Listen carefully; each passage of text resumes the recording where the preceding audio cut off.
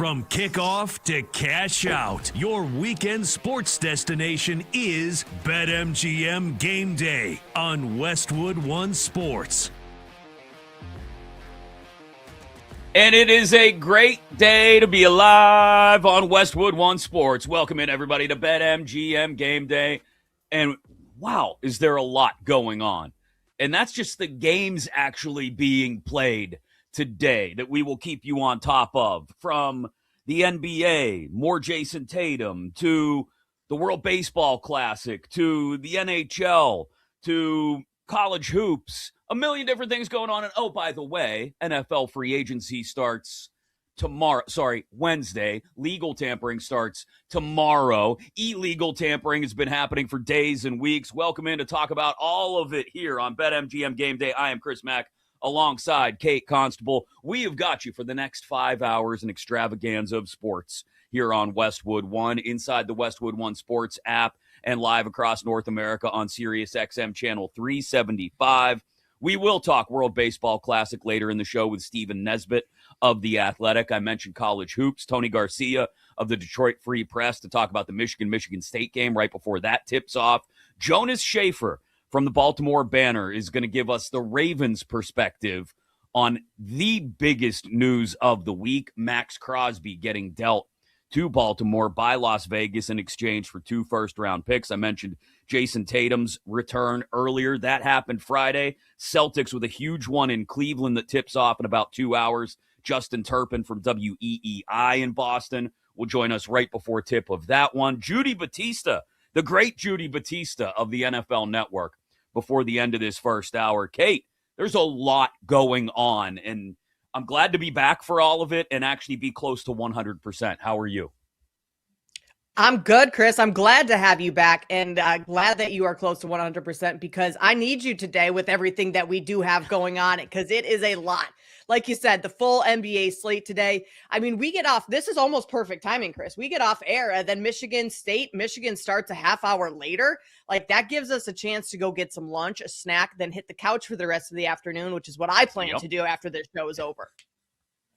Yeah, there will be plenty of sports ball watching, both during the show and after the show. A big weekend, and like we mentioned, NFL free agency. The offseason is hitting big in the NFL. Will A.J. Brown end up somewhere? Where does Kyler Murray go? And, of course, the Max Crosby story. But the 5 biggest stories of the day, we count them down from 5 to 1 at the top of the show with something we call the high five. 5. Instead, they drop back. They rush 4. Murray back in the end zone. Touchdown, Michael Wilson. A week 2 touchdown pass for Kyler Murray to Michael Wilson against the Carolina Panthers. That might have been the last sign of success for Kyler Murray this year. All the way back in week 2, Spiro Dennis on the call for CBS. And he was out by week 6, week 7. Jacoby Brissett took over. And who knows who it will be in Arizona, but we know it won't be Kyler Murray. Could it be Minnesota for Murray? Could it be Indy? Could it be Miami? I don't know, Kate. Is Kyler Murray the primary target and sort of the first domino to fall on the quarterback merry-go-round this week? Or is he a fallback bargain option, this offseason's edition of Russell Wilson from a couple years ago, for a team that doesn't want to spend on a guy who's only been a backup to this point, Malik Willis?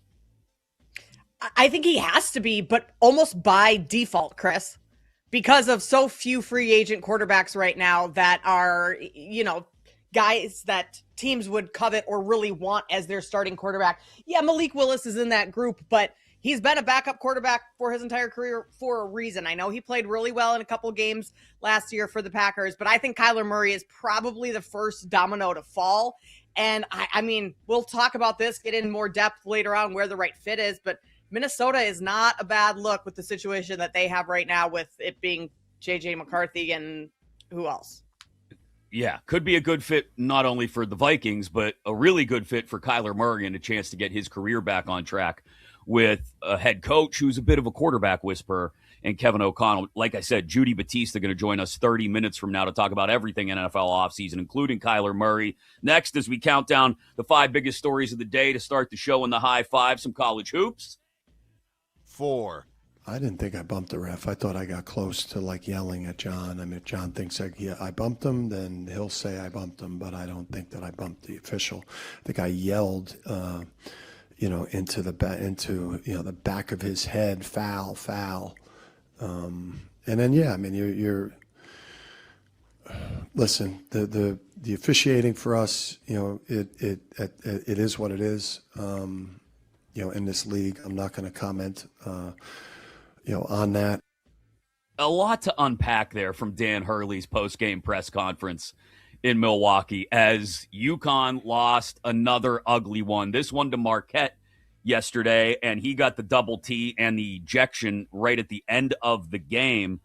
You can watch the film, Dan. You bumped the official. It happened, and you got tossed. And the way he's sort of over-calming himself in that press conference, Kate, reminds me of like when I flip my mess on the kids and scream at them, and then 30 seconds later, I'm trying to calm myself down, and I start talking like this. And I'm really sorry I lost my temper. But, you guys were supposed to do this, and you didn't. And I'm not going to complain about it. I'm not going to complain about the officiating. UConn might be spiraling at the worst possible time, Kate. I don't know. Maybe none of it means anything until the NCAA tournament actually gets started a week from Thursday. I mean, multiple things to unpack here, Chris. Danny Hurley knows exactly what he's doing at all times. He knows how to get under the official's skin. He knows how to get close enough to the officials to not bump them, but maybe bump them. It's clear. You're right. Go back, watch the film. He bumped him a little bit, and then he knows how to spin it in his post-game press conference. I think the winner of this entire situation, though, is FS1, because they had the side-by-side box of both Hurley brothers getting teed up at the same time. And that was just phenomenal cinema. Like, it does not get better than that, because, like, let's be real, Danny Hurley getting ejected or teed up is not a story because it happens so much, but I love that the fact both brothers got teed up at the same time. Yeah, we'll talk a lot more college hoops later in the show. Zach Knows Ball, our producer Zach, will take us through some of the biggest stories in college hoops. And Tony Garcia, as I mentioned, of the Detroit Free Press at around 2:20 Eastern, about an hour or so before that Michigan State game tips off, or 2.5 hours before that game tips off. Back to the NFL, though, as we count down the 5 biggest stories of the day right off the top in the high five. Number 3. 3. Looking downfield, launching downfield, going for it all. It is caught. And at the end of the day, it's after Packers always. Kevin Burkhardt on the call on Fox just an absolute moment of elation and joy in Chicago as the Bears beat the Packers. DJ Moore on the not quite Hail Mary, but prayer from Caleb Williams. And DJ Moore is no longer a Chicago Bear. After all the spectacular catches late in the year, the Bears are moving on from DJ Moore. They get a second-round pick from Buffalo, Kate. So what on earth could the Eagles get for A.J. Brown? Maybe it's a one-team market, although there's lots of reports out there. And if Howie Roseman doesn't get a haul, he should hold on to A.J. Brown. But it feels more and more likely that by the time free agency really starts to hit tomorrow and over the next 72 hours, A.J. Brown is not long for Philly. Yeah, and it sounds like the asking price for Philly is they're going to go after a haul is a first and a second, which I think is pretty rich. And apparently so do the Patriots because they didn't jump at that offer. But he certainly, things could be worked around over the next 48 hours where he is in a Patriots uniform. But it does kind of feel like after the DJ Moore second round pick, like, of course, AJ Brown's going to go for more than DJ Moore. He's a higher caliber player for sure. And I don't think there's much of an argument there. So it feels like a lot for a wide receiver, especially when you just saw Max Crosby go for 2 1s, like a 1 and a 2 then for a receiver. So there's a lot that has to be worked out. But the Eagles and Howie Roseman, it seems like they're not just going to give AJ Brown up for anything. Yeah, we'll unpack some of the reporting around the AJ Brown situation in Philly at the top of the hour. And obviously we'll pick Judy Batista's brain when she joins us in less than a half hour from now. But if it's just New England, can Howie really get what he wants? Can he extract that from the Patriots? Or are there actually other teams in on A.J. Brown? Again, top of the hour, we'll get back into that conversation in detail with free agency nearly upon us. But back to the NBA for number 2. 2. Pritchard over Washington. Tatum with his first bucket. Mark Jones with the call on ESPN the other night. Jason Tatum's return in Boston in a 20-point win over the Dallas Mavericks. All of a sudden, after that, Tatum's return and that win on Friday and an ugly loss by the Pistons to Brooklyn last night, the top spot in the East about as up for grabs as it has been in weeks, Kate. Boston's just 3.5 back of Detroit, and that's before their visit to Cleveland, again, which tips at 1 Eastern, and Detroit's in Miami for a 6 o'clock game tonight. So this could be a 2.5 game gap all the way down from where it was a few weeks ago coming out of the All-Star break when it was 5. Could be a 2.5 game gap, and the Celtics may be the team to beat in the East now with Tatum easing his way back in. Or maybe it upsets some of the chemistry that Boston's been able to build without him on the floor over the first 60 games or so. I think if it upsets any chemistry, it's going to come in the next couple games, and the Celtics will figure it out for the playoffs. Having your best, or arguably, I mean, for all the Jaylen Brown lovers out there, like you could go 1-2, 2-1 for those two, but having one of your top 2 players back is never a bad thing. If he's healthy, he's in the lineup. And yeah, maybe, a game or two, it takes Tatum a little while to get fully comfortable back and more so mentally than physically, but I don't think having one of your stars back, especially as you get towards the playoffs, is a bad thing. No, I tend to think not either. It will be interesting to watch how some of these secondary players in Boston adjust to maybe different roles. Peyton Pritchard in particular is the one that jumps out. How they keep their guards on the floor together at the same time, how they share the basketball. Brown and Tatum have figured that out, obviously, over the last few years. And these are secondary players we're talking about who will lose the minutes to Jason Tatum. But it is something to consider. Plenty of time to prepare, though, with the playoffs down the stretch. A big game in Cleveland for the Celtics tipping off in a little more than 80 minutes from now. Biggest story of the week, though, as we wrap up the high five. 1. Can't believe that this is a real thing. It's been 7 years being with the nation. Raider Nation has given me everything. Max Crosby on his YouTube show yesterday, The Rush with Max Crosby, giving a heartfelt about 12 to 16 minute goodbye to Las Vegas. It was the video equivalent of TLDR. Like, too long, didn't read, I'm really happy for you, or sorry, I ain't reading all that. I watched the first few seconds, which we just played for you there, Kate. And I said, okay, that's great. You're sad to leave Las Vegas, and you're being very nice on your way out the door. But this is what you wanted, Max. You're getting what you wanted. You got dealt to a contender in exchange for 2 first-rounders, though, Kate. And my question is not whether Max Crosby can still be effective at this point. I think he can. I think he's still at his peak. And I don't think the question is whether he ended up in a good spot or not. He did. I don't even know if we can question whether this is a great move for Vegas, because it probably hastens their rebuild, pushes it out a little bit faster than maybe they even expected. My question is it worth it? 2 first-round picks in exchange for Max Crosby. Is that enough to get the Ravens defense back to where it needs to be legitimate contenders in the AFC? Chris, that's a good question, because it's the same question that I had when I heard this. And my answer to it right now is no. I think this is a much better move for the Raiders than it is for the Ravens in terms of what this does to the respective organizations over the next year, 2 years, 3 years. Because, yeah, you're right. It does kind of speed up the rebuild for Las Vegas. Whereas I think there are still some other holes and some other pieces that need to be filled for the Ravens before they are they're a contender every year, right? They have Lamar Jackson, but the defense still needs work. You have an aging running back. You have a quarterback who doesn't perform well in the play. There's still a lot to unpack with the Ravens that I like this move better for the Raiders. Yeah, absolutely. I think two firsts is too much to give up. As good as Crosby may still be, I think it's too much for a Baltimore team that still has weaknesses at receiver, still needs to figure out other parts of the defense. Obviously, Kyle Hamilton at the back end, which is great. And now Max Crosby up front, which is great, but there's a lot of other things that still need to be figured out. And you've got a brand new coaching staff trying to mesh with an established quarterback who may have more influence on what's going on in the building than said new head coach. A lot to unpack from Baltimore's side of this thing.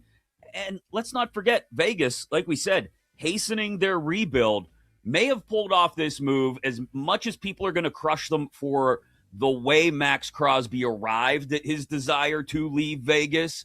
And it's probably worth bringing up the whole Alex Guerrero situation, which we can get into, and how he's affected things in the facility in Vegas as sort of Tom Brady's proxy in control there in Vegas.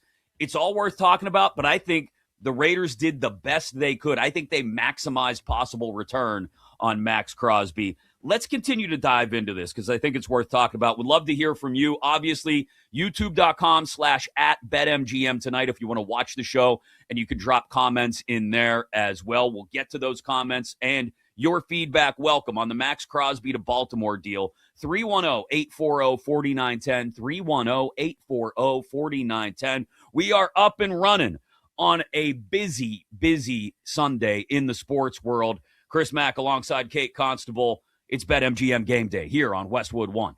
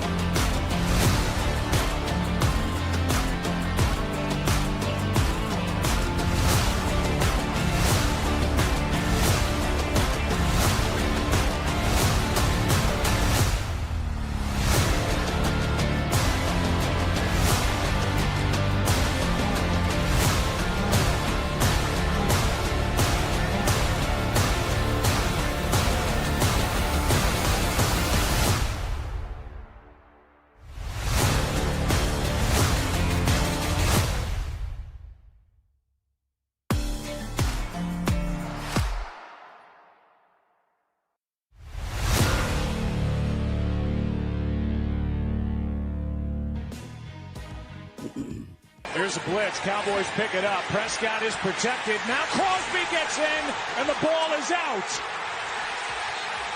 Raiders on top. The bets, the breakdowns, the big games. BetMGM Game Day continues on Westwood One Sports.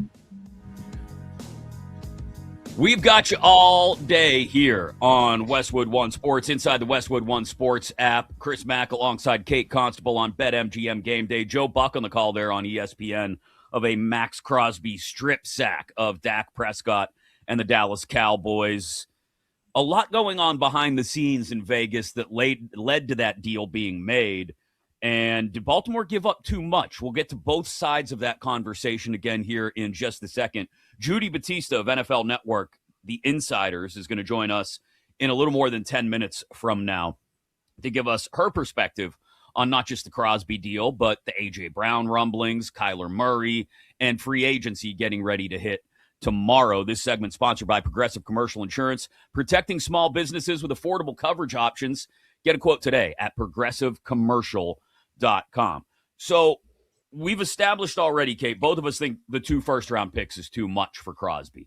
That's not to say Crosby can't be very effective and a very important piece for Baltimore this year. But before we get into the mess that may have pushed Crosby out of Vegas, let's keep it in Baltimore for just another second. Jonas Schaefer will give us a Baltimore perspective when he joins us at 1 Eastern, so a little more than 90 minutes from now, from the Baltimore Banner. But from my perspective, this feels like it's, yes, you're adding another high-end talent, but I still have questions about depth on both sides of the ball for the Ravens, which look increasingly like a team that is 1 or 2 guys on each side of the ball, and you're going to count on those 1 or 2 guys on each side of the ball to carry you to victory each week. It's possible, but I'm curious to see how probable it is week after week in the NFL if those depth pieces that are surrounding Lamar Jackson, Derrick Henry, Zay Flowers on the offensive side, Max Crosby, Kyle Hamilton on the defensive side still aren't good enough. Yeah, and that's my concern too, is especially like on offense. Like maybe the defense does get significantly better than Max Crosby, but I still think you have a lot of question marks offensively with an aging Derrick Henry, with Lamar Jackson that can't really stay healthy. So, I mean, I don't necessarily blame them for going after Max Crosby at all. I mean, what their defense was last year, their pressure rates, like they couldn't get to the quarterback. He's going to fix a lot of that, but does he fix it enough where you give away 2 first-rounders? And I think the thinking for the Ravens is that, okay, Max Crosby does come in and turn this thing around, and all of a sudden, instead of giving up a high first-round pick next year, you're good enough where you're giving up, like 27 or something like that, like a late first round pick. And it's not, that lessens the blow a little bit, but I'm not sure Max Crosby coming in completely turns this team around and is the one missing piece that really gets them over the hump, because that's been the issue in the playoffs is, sure, they'll have, I know they started this past season terribly, but finished pretty strong, but it's everything seems to fall apart in the postseason. And I think you mentioned it earlier. You also have a new coach, a completely new coaching staff, right? With Jesse Minter coming in. I mean, his first time being a head coach. So like, that's a lot to work through as well. I'm not sure it just all clicks quite as well as some, and mostly probably Ravens fans are hoping it does. Yeah, I think that's the biggest thing that seems to have been lost in the sauce here is you've got a brand new rookie head coach. And it's not to say that I don't think Minter was a good hire. I do think he was, and I think he could be the kind of guy that's young enough that he grows with the Ravens organization and is there for nearly 20 years like John Harbaugh was before him. But you've got, like I said, very powerful players in positions of power now. Oh, we traded 2 first-round picks for you, Max Crosby. You and Kyle Hamilton are the guys on the defensive side of the ball. Lamar, I don't want to say they pushed the head coach out because that's what you wanted, but would any of us be surprised if that's how things really worked behind the scenes? I don't think so. You're basically the most powerful guy in the building, maybe even more powerful than Jesse Minter. You got a young OC, a guy who's, I think, even younger than Lamar Jackson, Declan Doyle, and you're trying to bring all of this together. It's why I don't understand the Ravens vaulting to the top of the odds board at the sports books, 5-1, less than 5-1 at BetMGM, as AFC favorites. I can't get with that. In an AFC that still feels wide open, and it does, it feels wide open, despite what we saw, despite New England getting to the Super Bowl, despite Buffalo going out and getting DJ Moore, the Chargers, are they in the mix? Maybe, but the top of the AFC is still murky. I don't see the Ravens being that team who, by virtue of the Max Crosby trade, instantly vault through to the top of that list. I've got too many questions still. Well, I don't think there's like a massive separation between a lot of the teams at the top of the AFC, with the Ravens being one of those, right? Like DJ Moore makes the Bills better because let's be real, their receiving core hasn't been all that great. Like Josh Allen, the receiving core couldn't get worse, right? Exactly. So, I mean, for the Ravens to jump the Bills there, the Chargers at 7-1 to win the AFC, like, the Chargers are a team that's so you don't really know what you're going to get. We all go into the season thinking we know, and then it just kind of spirals, and it's like, what's happening with Justin Herbert? And not necessarily him, but just the injuries. It just feels like the Chargers never have a complete season because of so many different things going wrong. So I'm with you. I don't think Max Crosby really he moves the needle. Does he move the needle enough where the Ravens should be the favorites to win the AFC right now? That, to me, probably not. Yeah, and according to some other reporting that's gone on, and these rumblings have been out there since the end of the regular season.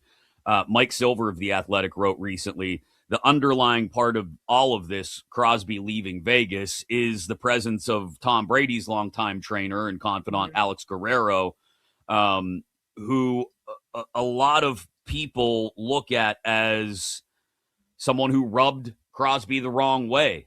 Crosby was frustrated by the presence of Guerrero. Silver wrote, Guerrero, who regularly attends practices and meetings, was even indicating to staff members who didn't follow his instructions that their jobs may be at risk. So, you have him working as Brady's proxy in the Raiders building. It does push Crosby out, and despite the fact that they've got plenty of resources now to hasten this rebuild, like we talked about, I do question if the Alex Guerrero, Tom Brady thing is going to work in Vegas long term, if this is the way he's rubbing star players. Like he can handle rookies like this, maybe, or young, unproven guys. I don't know if he's going to be able to handle true stars like this. If Brock Bowers starts to grow into the star that he's looked like early in his career, other guys who may come in. Alex Guerrero could be one of the key pieces getting in the way of this rebuild, even with all the resources they now have. If Max Crosby was this annoyed of Alex Guerrero to want to leave Las Vegas, there has to be other players that also feel similar, but don't quite have the power of Crosby to say, right, I want out, right? And so I feel like this could become a real issue, especially if he's like disciplining players or trying to teach them the football aspect of the game. Clearly the guy knows about his avocados, his omega-3s, his whatever has kept Brady just as Benjamin Button over the years. But in terms of football stuff, I think that could be a big issue that continues to be a storyline all season. And what are storylines when it's not, directly related to on the football field? They just become distractions. And clearly this was a big enough distraction for Crosby to say after 7 years and wanting to be a Raider for life that no, I think I'd like to go somewhere else. That's not a good sign. We're about 30 minutes away from the first ticket being punched of the day, or I guess 30 minutes from the game tipping off. Winthrop against High Point in the Big South Championship. A couple more tickets will get punched today. We'll have other college hoops to talk about. Tony Garcia of the Detroit Free Press to talk Michigan State later in the show, but there's no better place to be during March matchups than Vegas, baby. This year, college basketball fans, you can win a VIP trip to the Court of Legends event featuring the Cavender twins. Simply place sports bets, and your position on the leaderboard will determine if you win one of the 25 grand prize packages. Sign into your BetMGM account today, opt into the promotion, then start placing bets of at least $10 to climb the leaderboard. Make this March one to remember. Join the Court of Legends leaderboard and make it legendary. Max Crosby to Baltimore. A.J. Brown maybe somewhere, maybe still in Philly. Kyler Murray, who knows where. All of those stories and more as the free agency frenzy opens tomorrow in the NFL with Judy Batista of NFL Network next, right here on BetMGM Game Day on Westwood One.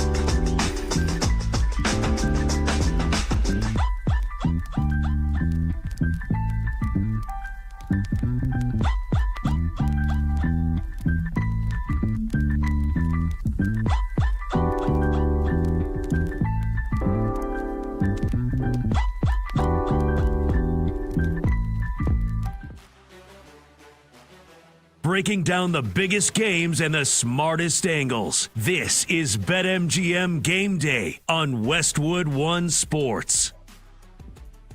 A million things going on this weekend in the world of sports. College basketball, which we'll get into in just a little bit.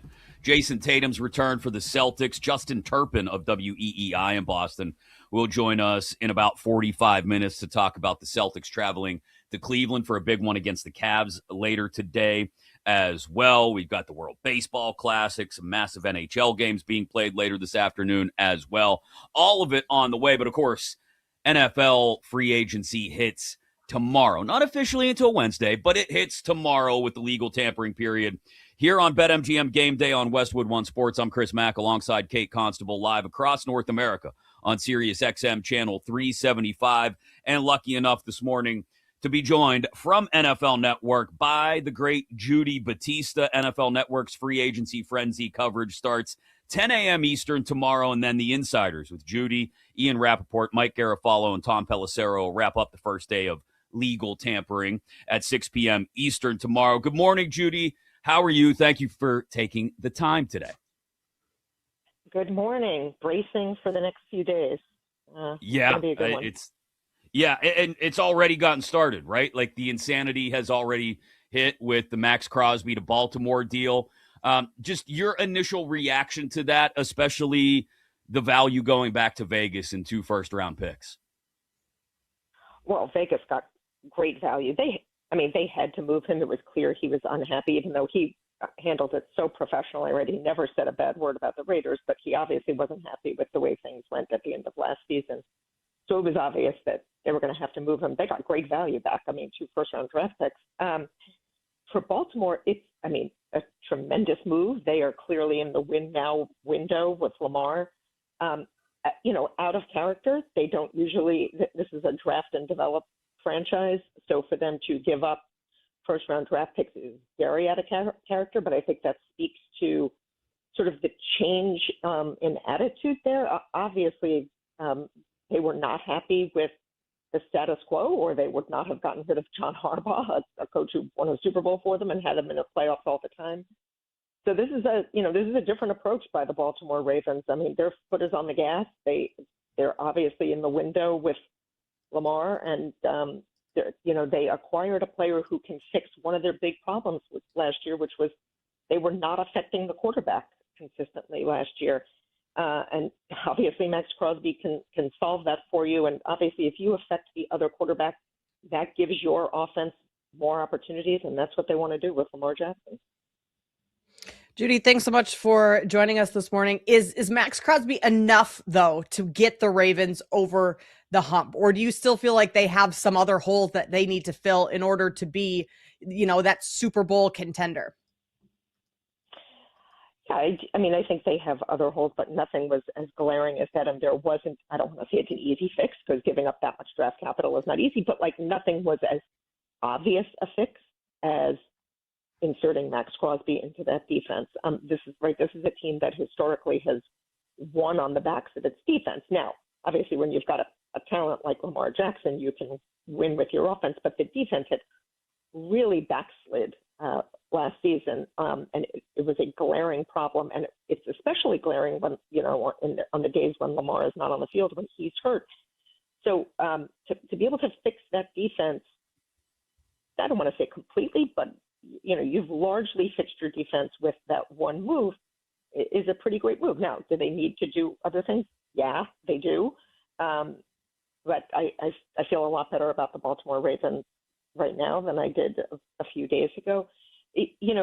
One thing we noticed about the AFC this year, the previous season, is it was sort of a down year for the AFC.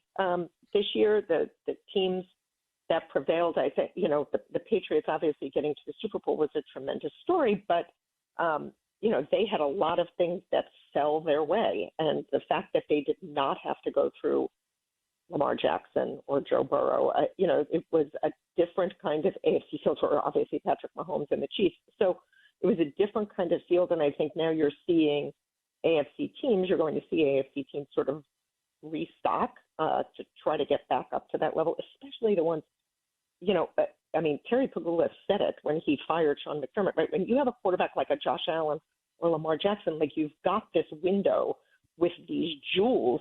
You have to take advantage of it. You've got to break character the way we just saw the Ravens break character.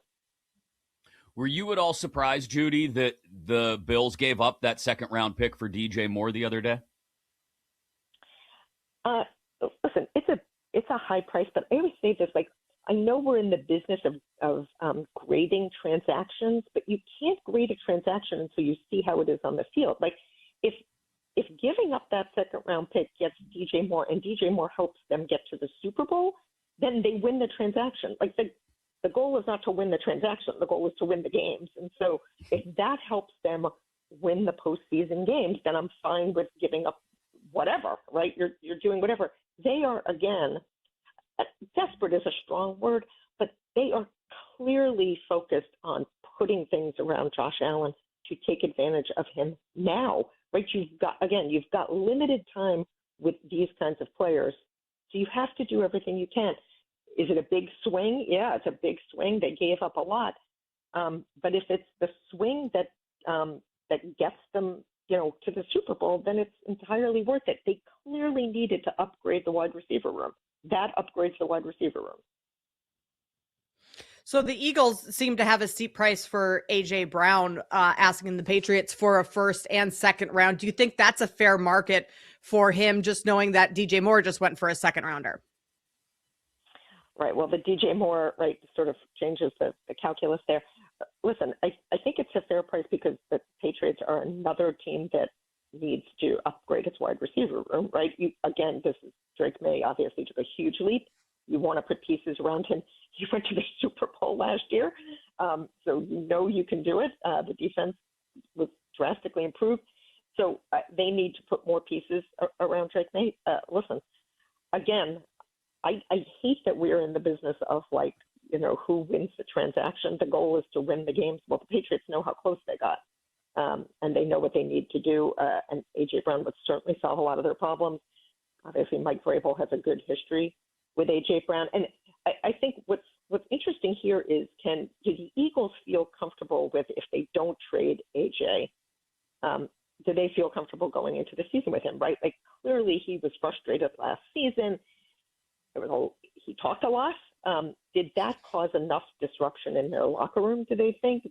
Is there so much of a problem between him and Jalen Hurts, if there's a problem at all, that it can't be overcome this offseason and they couldn't go forward with him on the team? I don't think we know the answer to that. Only the Eagles know the answer to that. And that, I think, is another factor in this trade. Or do they feel like, well, we've got to move this guy? The great Judy Batista of NFL Network and NFL.com with us here on BetMGM Game Day on Westwood One Sports. Chris Mack alongside Kate Constable here. And I want to pivot back to Max Crosby and that deal for just a second, Judy, because some of the reporting that's come out recently and really going back to the end of the regular season indicated that the way Crosby's situation specifically was handled at the end of the regular season, the way it involved Alex Guerrero and maybe the way Alex Guerrero handled that could be indicative of some further friction in the building in Vegas, as Alex Guerrero sort of acts as a proxy for Tom Brady while he's off handling his broadcasting duties. I love the idea of getting 2 first-round picks in exchange for Crosby. I think that could do a great deal to hasten the rebuild in Vegas behind Fernando Mendoza, presumably.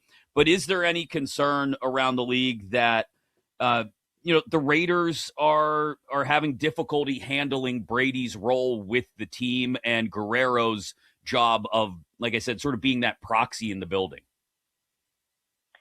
Well, I can't speak to the Alex Guerrero role in the building. I mean, the Tom Brady situation is really unique because he is a part owner who Mark Davis has made clear he wants him very, very involved in the football decision, but he obviously can't be in the building every day, right? Like, this is not a normal team owner or even team president or even general manager. He's just not in the building every day. And so he needs proxies in the building. Now, he's close to John Spytek, who's obviously there every day, but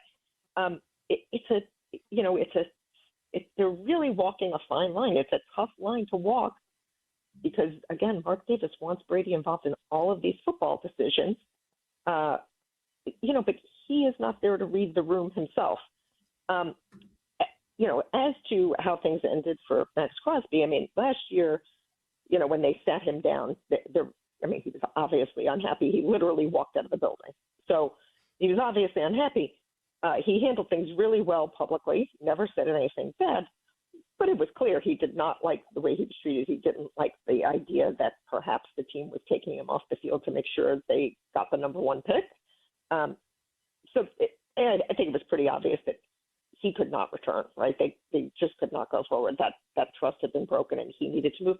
And frankly, it's the right thing to do anyway. I mean, Max Crosby is at the peak of his career right now. This team is not going to be in a position to contend for at least a couple of years. I mean, even if they hit on everything and Fernando Mendoza is amazing as a rookie, they're not contending this year and probably not even contending next year. They're in a full rebuild at the Raiders. What they are counting on is that Brady, in combination with Spytek, will put the right pieces in place. And, of course, you've got Clint Kubiak there, and that he will, work magic with Fernando Mendoza right out of the gate.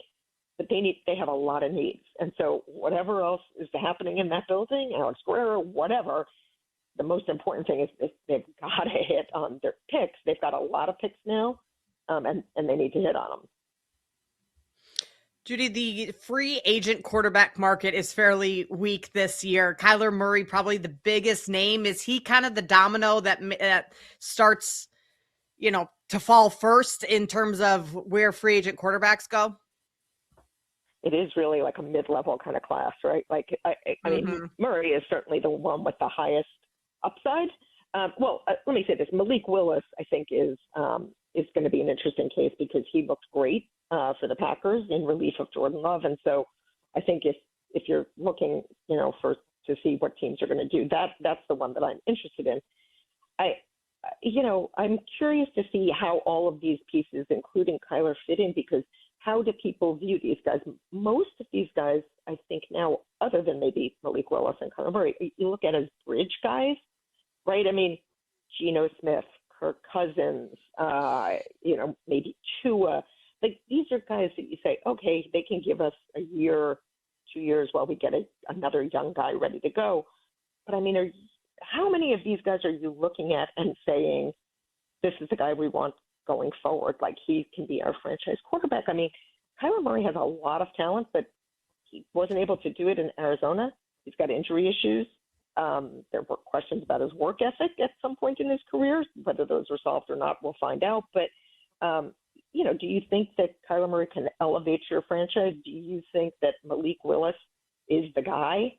Or was he a product of, that Green Bay has outstanding quarterback coaching?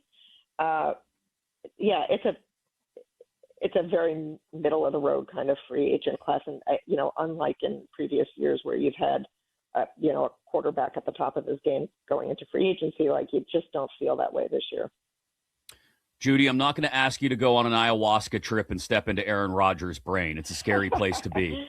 But I will ask you, what is your reaction to the way things are seemingly playing out again this spring between the Steelers and Rodgers? I've been told that everybody expects him to be back. That's not a report. That's just what people expect. But we still hear that there hasn't been an official contract offer. And Aaron told Pat McAfee the other day that he's still thinking about it. Just when you make your yearly visit to Latrobe later this summer, do you have a feeling it'll be a 42-year-old Aaron Rodgers in the huddle? I do. I think I would be surprised if it's not. Look, the Steelers had a great experience with him, and he had a good experience there too, right? Like, he fit in well. He bought into the culture of the place. Like, everybody had a good experience there, and he played pretty well for them. So I would be surprised if he is not back. Look, the Steelers have made it clear to him the door is wide open. They want him there. Obviously, Mike McCarthy just said it out loud. Yeah, why wouldn't you want him back? And he has a good relationship with McCarthy. The Steelers have not put a deadline on this. They certainly anticipate that they're going to get an answer earlier than they got it last year, which was June, I think. I mean, it was late. I certainly don't think they're certainly not expecting that they're going to be waiting until June, that they're going to get something earlier. I asked someone at the Steelers, like point blank, like, do you have to know by free agency? And they said, no, we're not putting a deadline on this. So, I mean, here we are at free agency. Obviously, they would like to know, but I would be very surprised if it is not Aaron Rodgers, just because things went well last year. If he's going to play, he's not going to play. It's hard to imagine he would start over anywhere else. He wants to be with a team where he feels comfortable and a team that at least gives him a chance to contend, and the Steelers do. So all of those pieces are, sort of fit together. You're just waiting for him to make the decision. Judy, we really are super appreciative of your time, especially after you basically lost your voice last weekend and you're staring down the barrel of hours of free agency coverage over the next few days. So thank you so much for making the time to join us this morning. Thanks, it's my Judy. pleasure. Great to talk to you guys. Take care. Absolutely. Judy Batista from NFL Network. Free agency frenzy coverage starts at 10 a.m. Eastern tomorrow on NFL Network. And then the Insiders with Judy, Ian Rappaport, Mike Garafolo, and Tom Pelissero will wrap up the first day of that legal tampering period tomorrow night at 6 Eastern on NFL Network. She seems fairly confident, Kate, that this is enough, the Max Crosby deal, to fortify the Ravens defense. We'll see how that plays out. Yeah, I was not shocked, but surprised at how confident she was. So we'll have to break that down a little bit more detailed. Yeah, and we've got to talk more about where A.J. Brown ends up, if anywhere. Or is he just back in Philly? We get into that in depth next, right here on BetMGM Game Day on Westwood One Sports.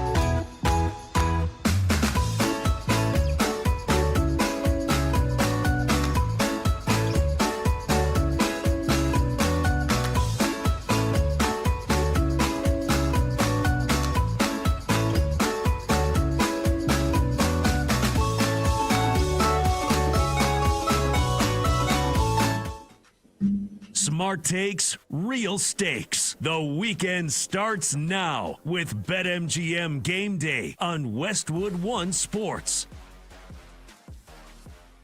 And yes, we're just minutes away from tipping off a ticket-punching game in a small conference, the Big South Championship between Winthrop and High Point. I know that's what you all came here for. No, seriously, though. We will keep you up to date on everything going on college basketball-wise throughout the afternoon here on BetMGM Game Day on Westwood One Sports alongside Kate Constable. I'm Chris Mack, live across North America on Sirius XM Channel 375. Oh, by the way, World Baseball Classic continues. U.S. sort of a quiet start last night against Great Britain before Kyle Schwarber just destroyed a baseball and then a big Gunnar Henderson double later.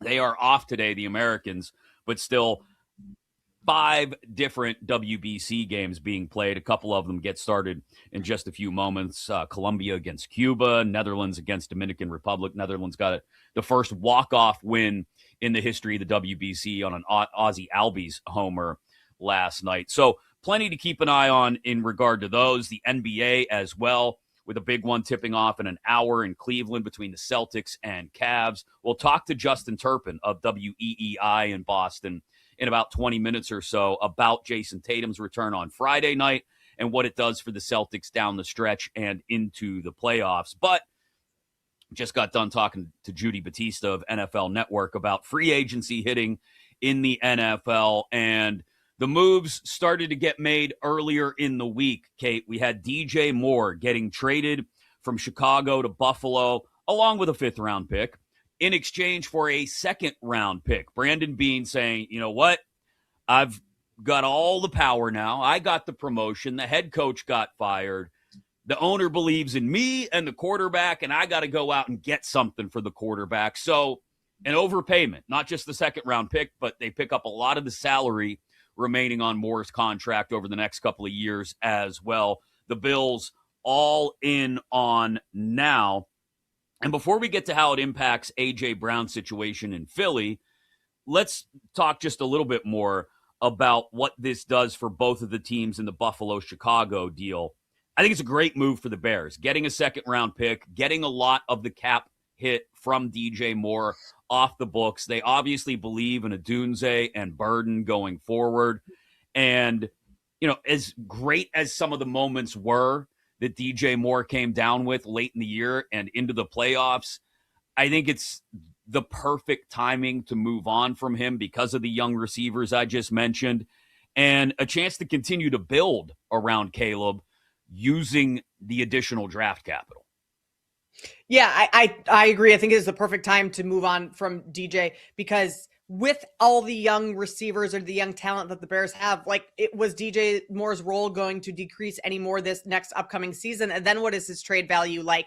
He's coming off the catch against the Packers that everyone remembers right now. A couple other big time plays towards the end of the season. And not that that's, you know, what the Bills are evaluating his last 3 games. They're looking at his whole body of work, but he had a great body of work with Chicago. And I do think it's telling that the Bears are very confident in the young core that they have, whether or not that's Rome, Luther Burden. I think Colson Loveland is going to just be a commanding piece in this offense. He's not technically a wide receiver, right? But like, I mean, he can catch some passes for sure. And so I think the Bears were kind of fine giving up DJ Moore, especially when it comes to clearing a lot of that cap space. And then with the other moves, the Tremaine Edmonds being released and everything, like, they have the ability now to go out and make a splash play or, you know, spread that out and get a couple of quality players. And especially not being in this Max Crosby deal now that is wrapped up with the Ravens, like, it almost felt like they were clearing that space for Crosby, but I'm kind of glad they didn't give up 2 first rounds to go get him. Yeah, and on Buffalo's side, I just question whether, look, they have to build out the receiver room. Like, that part can't be debated.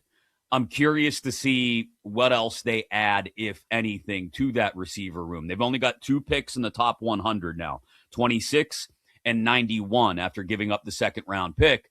So do they have enough capital to continue to add weapons around Josh Allen? One of the things that Judy mentioned that I think needs to be reinforced is both of these teams that made deals in the past few days. Buffalo getting DJ Moore, and then to a greater extent, obviously, Baltimore adding Max Crosby, are all in on now and their franchise quarterbacks. They have to be. Every year has to be about this year. I think DJ Moore, very strong number 2. Buffalo still doesn't have that number 1, though. DJ Moore will be the number 1 by default, because you're right, they don't have like Keon Coleman, who the owner blasted right. in, the post-season press conference and everything. So I think DJ Moore will make an impact. And if you're DJ Moore, he's got to be really happy that he got dealt to Buffalo, because he could have easily gone. I mean, there was talk of him going to the Raiders, and then what's your career look like? Like, at least he has a chance to be a contender, whether or not, and the consensus between us two right now is that Buffalo still needs to add more pieces in various spots, but at least he's going somewhere where you're catching passes from Josh Allen, right? Like, that is a positive thing for DJ Moore. But I also like Judy's point of, okay, maybe even with AJ Brown, and if a deal gets made there, and we'll talk about whether it's an overpay and the media will beat that to death and everything. But like, if you go out and win a Super Bowl, if you go out and make it to the Super Bowl, not necessarily an overpay. That's exactly what you paid for, is to get to that point. Yeah, and we'll see if that's one of the things that gets them over the hump, is having that additional weapon through the air for Josh Allen. And how does all of this affect what's going on in Philly between the Eagles and A.J. Brown? So let's pull apart the reports here that we've gotten over the last few days about A.J. Brown. Anthony Gargano, Philly Sports, and Fox Sports reportedly offered,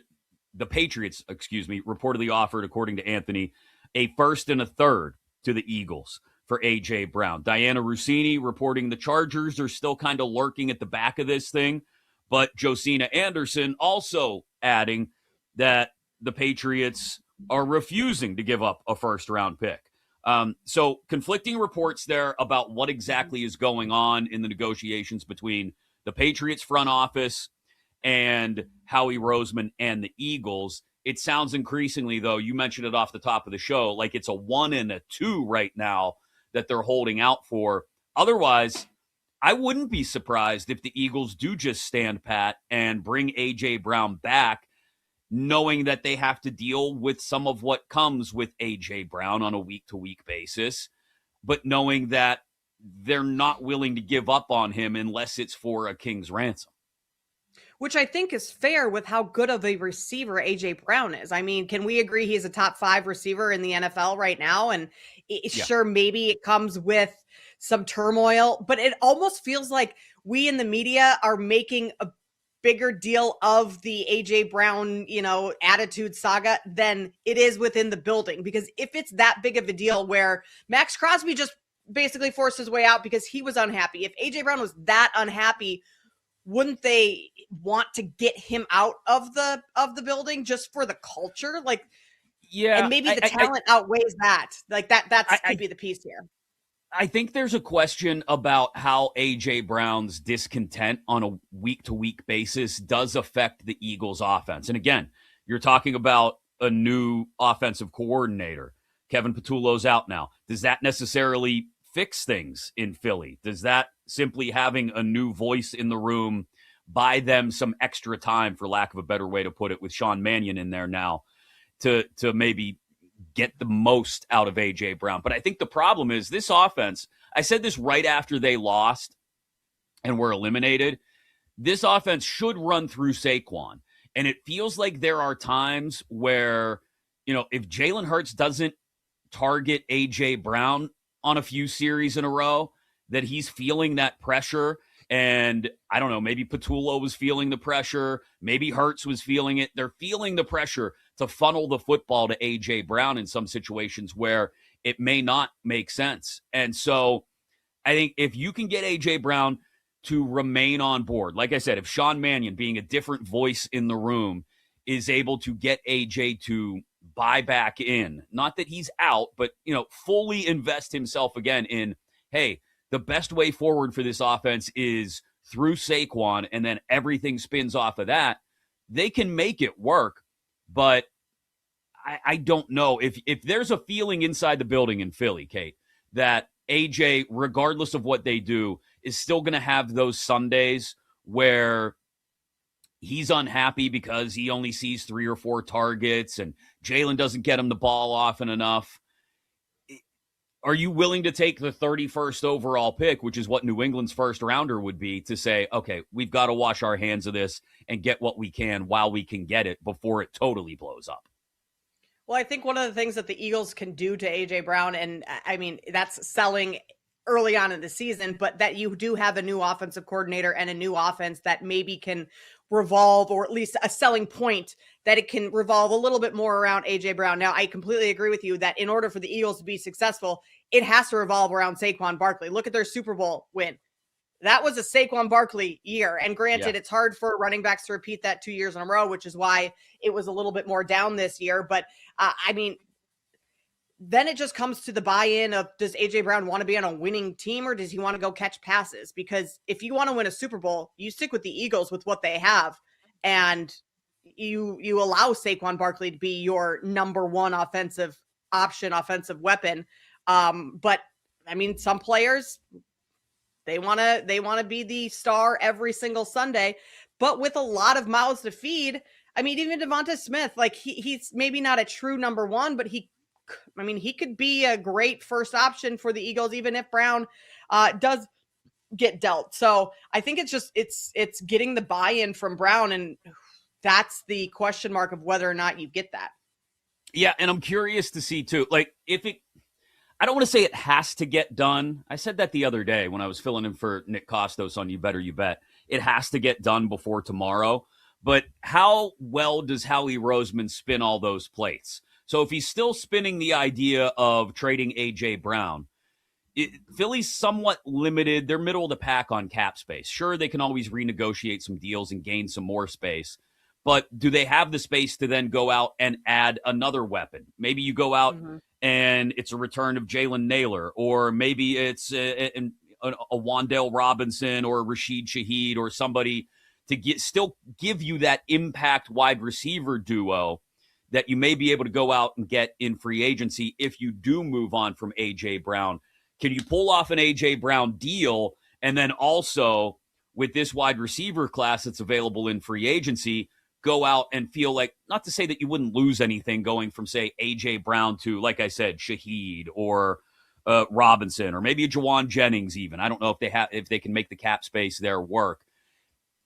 There is a drop-off, obviously, from A.J. Brown to any of those guys, but you still feel good, I think, because you're adding a first-round pick, as late in the first round as it may be from New England, and you're going out and signing a free agent wide receiver that you still feel comfortable, because tight end is up in the air with Goddard being a free agent. You still feel comfortable that you've got the full complement of weapons around Hurts and Barkley. And some of the turmoil within the locker room goes away too, and that is a what's the saying? Positive by subtraction. Addition by subtraction? Yeah. Addition by subtraction. Yeah. Also, Chris, going back and looking at some of the wide receivers that have been dealt lately, like DK Metcalf is the most recent high-profile one, if I'm outside of DJ Moore in years past. If I'm remembering correctly, he went for a second-round pick. So, and I think with the first-round pick being so late, I'm not sure that is like too much for the Patriots to give up, is a second rounder and the late first rounder. So like, I kind of like that deal for the Patriots. Yeah. I mean, the Patriots are in a spot where I think I'm just trying to look up. They've got 3 top 100 picks right now. Are you willing to deal 2 of those for A.J. Brown and then have to sit around, or maybe it's a future second rounder, I don't know, sit around until the 3rd round on Friday night waiting to make a pick? They've got enough and picks. You just traded your late center rounds. too. Yeah, so I think there's a lot of moving pieces for New England that make you question, okay, yes, we went to the Super Bowl, maybe a little ahead of schedule because of the way the AFC bracket fell and we didn't have to face Knicks and all that. But do we have enough with late round picks that maybe we can parlay some of those, Madden style, into moving up, Mhm. where you make trades of picks for picks and then picks for more picks. I don't know if that's realistic or not until you actually get into the draft and teams are looking to move. But if I'm New England, I'm desperate for a number one wide receiver. But how desperate am I? Or do I think with all the wide receiver talent available in the draft, high-end wide receiver talent available in the draft, I'll just take somebody at 31 and let that guy be my guy right off the bat. I don't know. A.J. Brown is a proven commodity. Am I willing to go into next year with, say, Kayshon Boutte and KC Concepcion as an example, rather than A.J. Brown leading the way and having that established veteran target who has good rapport with the head coach to help my young quarterback along? Well, if you do that and you draft a wide receiver, and it pans out, I mean, obviously, like, breaking news, if you draft well and it pans out, great for your team. But also, like, then you have your quarterback and your star wide receiver on rookie contracts, which helps you build out the rest of your roster going forward. So that could also be an option, especially like you said, there are some really good receivers in this draft that, yeah, drafting late in the first round, maybe you don't get your first pick of the litter, but I mean, that might be the better option. So you're not mortgaging too much right now and can still kind of build out that roster. Yeah, plenty of big college basketball games still being played today. You got a couple of tickets getting punched in small conferences, a couple of big Big Ten matchups, especially one in Ann Arbor that we'll get to a little bit later. No better place to be during March matchups than Vegas. This year, college basketball fans can win a VIP trip to the Court of Legends event featuring the Cavender twins. All you got to do, place sports bets, and your position on the leaderboard will then determine if you win one of those 25 grand prize packages. Sign into your BetMGM account, opt into the promotion, then start placing those bets of at least $10 to climb the leaderboard. Make this March one to remember. Join the Court of Legends leaderboard and make it legendary. From college hoops to NBA, we're about 45 minutes away from tip in Cleveland between the Celtics and the Cavs. Donovan Mitchell dinged up and out for Cleveland. Detroit, an ugly loss to Brooklyn of all teams last night. And all of a sudden, everything's opened up for the Celtics, and they're getting Jason Tatum back at just the right time. We talked to Justin Turpin of WEEI in Boston about that next here on BetMGM Game Day on Westwood One Sports.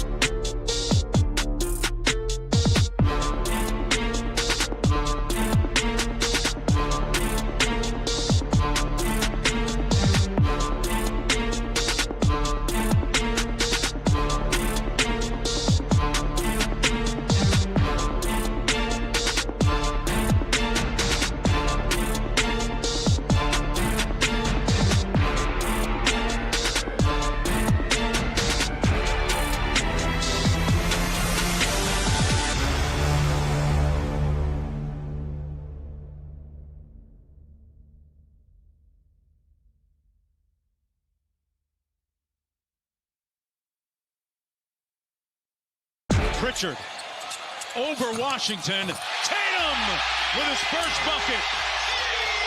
Your edge for the weekend slate. BetMGM Game Day continues on Westwood One Sports. Mark Jones on the call on ESPN the other night of Jason Tatum's first bucket back for the Celtics. They went on to beat the Mavs by 20 in his return. He dropped 15, just 3 assists shy of a triple-double in limited time. But Jason Tatum is back, and the Celtics are getting him at just the right time.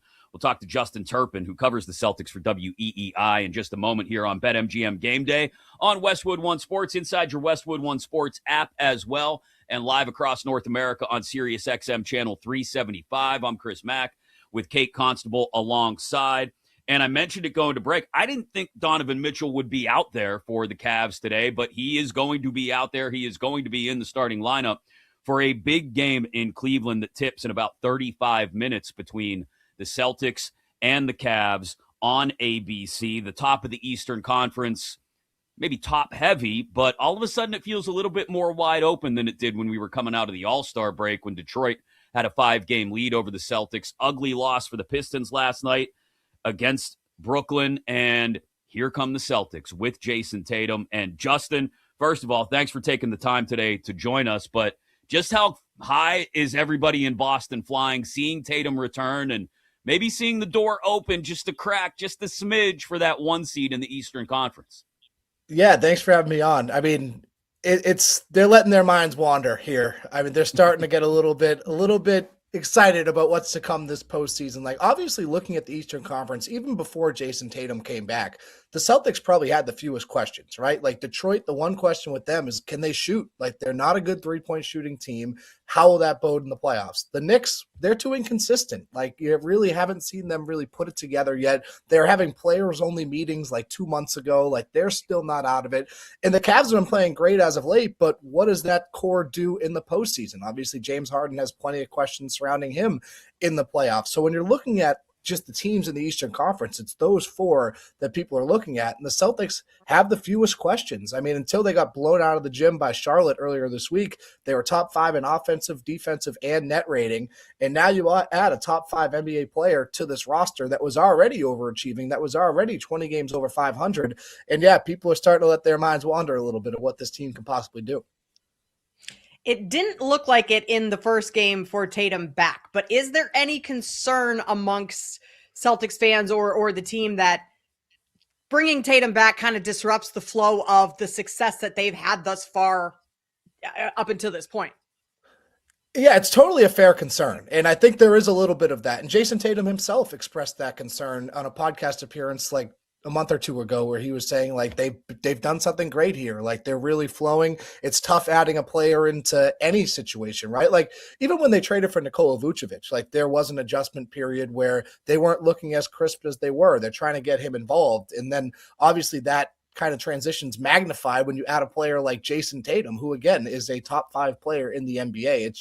It's kind of unprecedented that a player of his caliber comes back and joins a team that's performing as well as they are. You don't really have much data on this across NBA, like what's NBA history. So there's definitely concerns about that. But the good thing with this core is that they've played together. Obviously, like, they're in different roles, but he's played with Peyton Pritchard. He's played with Jaylen Brown, Derek White, Nemish Keita, obviously been on the team the last 2 years as well. So there is a sense of, these guys have been together. They've done this before. And also with Jason Tatum too, is there's very few weaknesses in his game, and he can adjust to whatever you need him to be. Like, I called him the other day a basketball chameleon. Like, he just adjusts to his environment and what they need from him. So if they need him to guard a 5, he can do that. If he needs to bring the ball up, he can do that. If he needs to go out and space the floor, he did that plenty as well. So he fits in well because he can do quite literally everything on the court. So I think that does make it a little bit easier.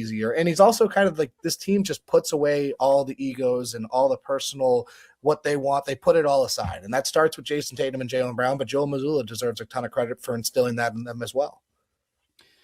Justin, they've figured it out. Like, we've never seen really clear and obvious friction between Jaylen Brown and Jason Tatum. To your point, the selflessness that they show in the backcourt has worked for Boston.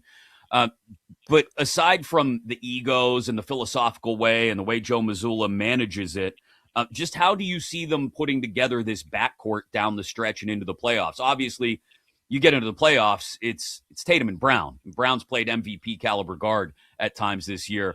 But what does the luxury, I guess, of what they've seen from Peyton Pritchard, especially Derek White has thrown on the cape occasionally, not just this year, but over the last several years.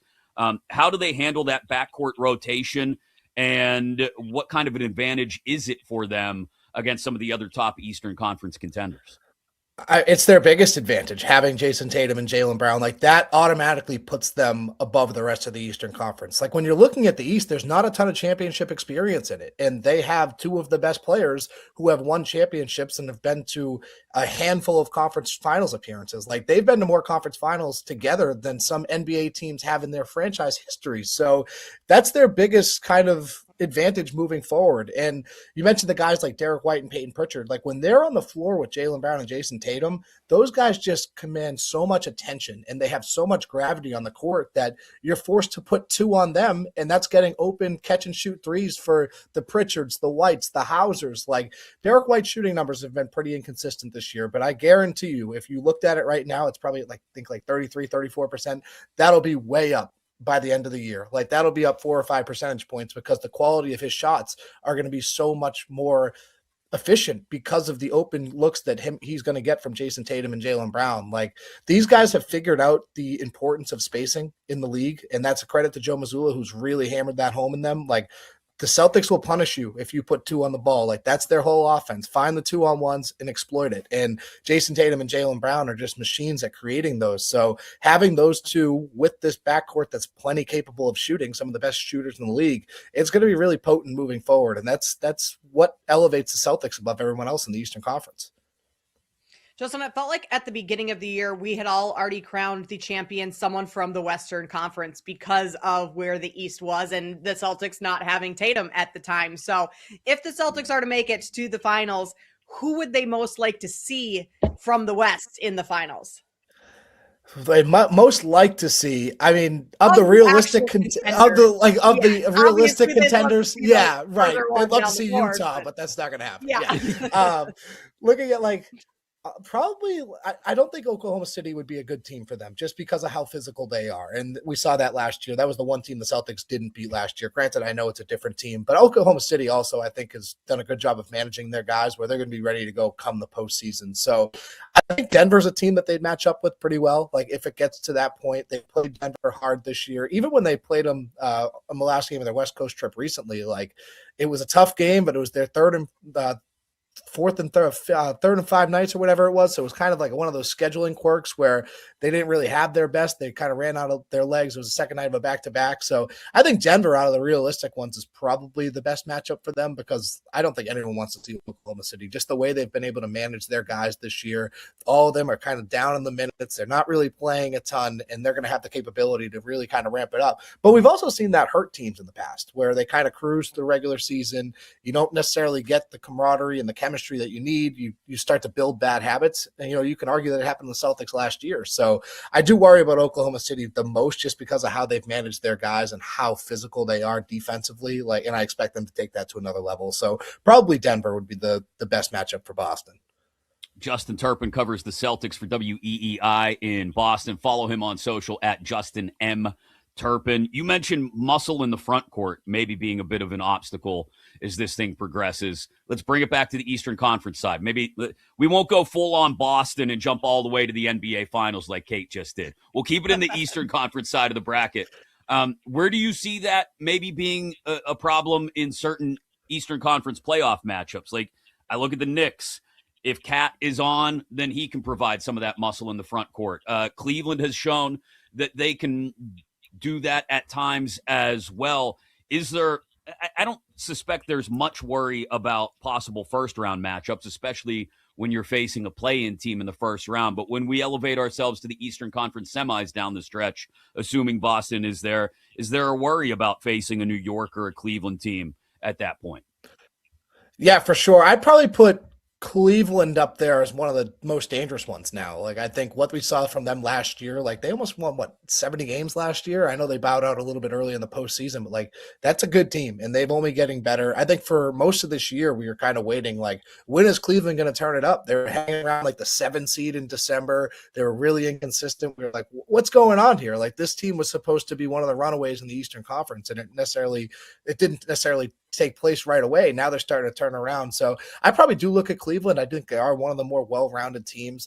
I like the Knicks as well, like as a potential challenge for the Celtics, and maybe that's recency bias for last year, but they've just been so inconsistent, like that I can't buy in on them. I don't know how to make tales of this team because you don't necessarily see them at their best. Like when they're at their best, they look like a team that can be playing in June. But then you see these other games where it's like, this team's a mess. And then they're having the players only meetings, like I mentioned earlier. Like, it's tough to look at them. In Detroit, I feel like the shooting's just not there. Like, I have a major concern about their shooting. Like, when you're a bottom 3-point shooting team against a team like the Celtics, it's just not going to work, especially with Jason Tatum back now and the spacing that they're going to be able to create. Like, I'd expect their 3-point numbers to go up now. So, I'd probably look at Cleveland as the most formidable to the Celtics, and I'd have like New York right behind there probably. Going back to Tatum and his return the other day, a lot of times the players are physically able to return. It's the mental aspect that's hard for them to get over. Did you notice any of that within Tatum's game, that maybe he was a little tentative and that mental hurdle is still something that he's trying to overcome? Yeah, I think he was tight for the first couple minutes there. Like, he opened up the game like 0 for 6, and then he had that putback dunk, and he said that kind of made him feel normal again. Like, he admitted to being anxious after the game, which you can kind of tell, and it's totally understandable. Like, the atmosphere in there was crazy. Like, it was something like just the media attention, the cameras and stuff. Like, it felt like, honestly, and not like obviously the magnitude of the game is much different, but like from a media standpoint and an environment standpoint, it felt like an NBA Finals game. It felt like we were back in like the 2024 NBA Finals, and it was wild, the atmosphere in there and just how many people were there, and it was all about him. So I don't blame him at all for being a little bit overwhelmed. And obviously Cooper Flagg had a ton of representation there, being from Maine, not too far. Like, pretty sure half the state of Maine was in the 300 level. Like, it was crazy. They were going nuts for him every time. But I don't mind him. I don't blame him at all for being a little bit overwhelmed and anxious when you're coming back, first NBA game in 10 months, all this attention's on you, people going nuts every time he touched the ball. So he was definitely a little bit tight to begin with, but he changed the game in the second half with that putback dunk and then that sidestep 3. Like, that got the Celtics. It was kind of a back and forth game for a little bit, and he hits that, and that kind of swung the momentum, and he kind of seemed like, all right, I'm back. Like, this is me. I'm here. I can trust myself and trust my body. 27 minutes for Tatum on Friday night against Dallas. What do you expect that much more today against Cleveland as that thing tips off in about 25 minutes, Justin? I'd probably expect around the 25 mark again. I mean, I'm shocked that he played 27 in his first game back, to be honest. And the Celtics have done a good job of keeping this behind closed doors. Like, we really, other than a shoot around in Detroit, we didn't really get a whole lot of insight into his extended workouts. Like, he'd be out there at different practices towards the end, but it's a lot of stationary shooting, some dribbling stuff. It was nothing really too extensive. So we didn't really see a ton of it. They were doing it like they were moving practice times and stuff. So we were out of there before he came out. So they really kept this behind closed doors, and there really still isn't a ton of clarity of what the minutes restriction looks like or whatnot, but I'd expect it to be around 25 minutes again. And I wouldn't be surprised if he sits one of these games on the road trip as well. Justin, great stuff. We appreciate the insight today. Enjoy this afternoon's game and the Celtics run down the stretch. Anytime. Thanks for having me on. Absolutely. Thanks, Justin Turpin covers the Celtics for WEEI in Boston. Celtics on the road, tipping off shortly against the Cavs, who, again, will have Donovan Mitchell back in the lineup. This segment sponsored by Progressive Commercial Insurance, protecting your business vehicles 24/7. See if you can save at progressivecommercial.com. It feels like it's almost too perfect for Boston right now, Kate. Like, everything coming together at the right time, and you've still got about a month and a half left in the regular season. Yes, it's plenty of time to tune up and get Tatum back to full speed, but you don't want to peak too early. I don't know. I'm trying to find flaws in this logic of, oh, it's just Boston now in the East. I'm kind of with you that I'm not sure I can find too many flaws, especially when without Tatum, the Celtics played as well as they did. It would be different if they were a play-in team right now and all of a sudden Tatum's coming back, but like they're second in the East right now and they've played all but one games without Jason Tatum and we're doing just fine. So, I mean, Joe Mazzulla's got something good, really good, clearly. I mean, hey, they've been good for a while, but the Celtics team could be very, very dangerous. Yeah, and especially with Detroit slipping lately as they have, again, without Cade Cunningham last night, but an ugly loss to the Pistons. And they've got to get back on it immediately later tonight in Miami, a 6 o'clock tip there. Coming up next here on BetMGM Game Day on Westwood One Sports, somebody said the quiet part out loud, and he said it very loud. Did he actually say anything about where he's going to be this fall, though? Aaron Rodgers next here on BetMGM Game Day on Westwood One Sports.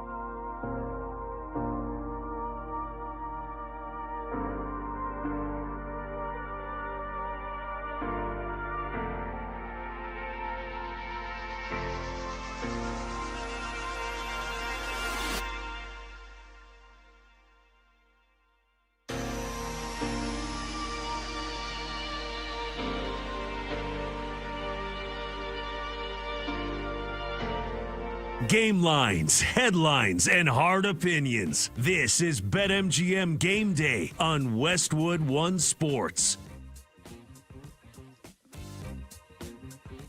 Alongside Kate Constable, I'm Chris Mack. This is BetMGM Game Day right here on Westwood One Sports, inside your Westwood One Sports app, and live across North America on SiriusXM Channel 375. Your thoughts on Max Crosby to Baltimore for 2 first-round picks.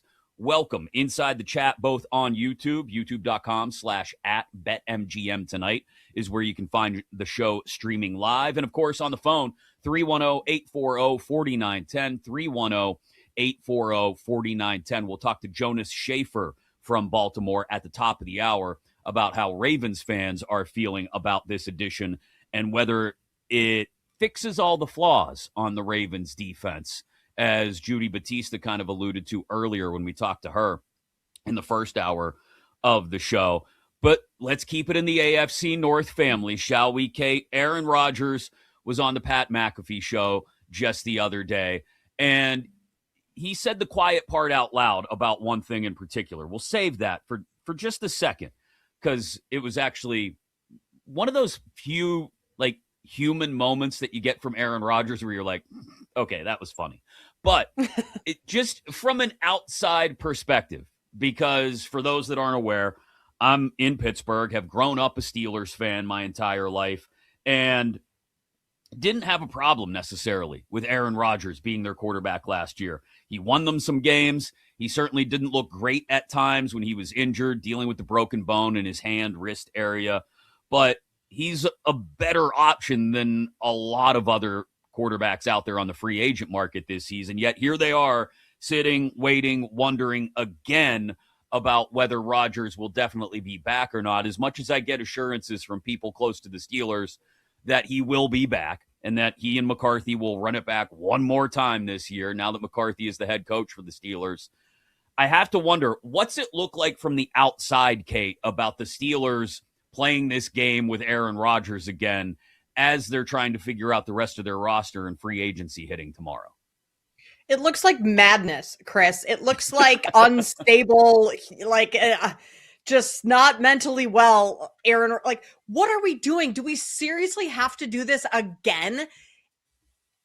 It feels like Aaron Rodgers just loves this type of stuff. Like, he loves being in the headlines. He loves making people wait. He loves being, the guy who gets to have the last say. But, like, all for what?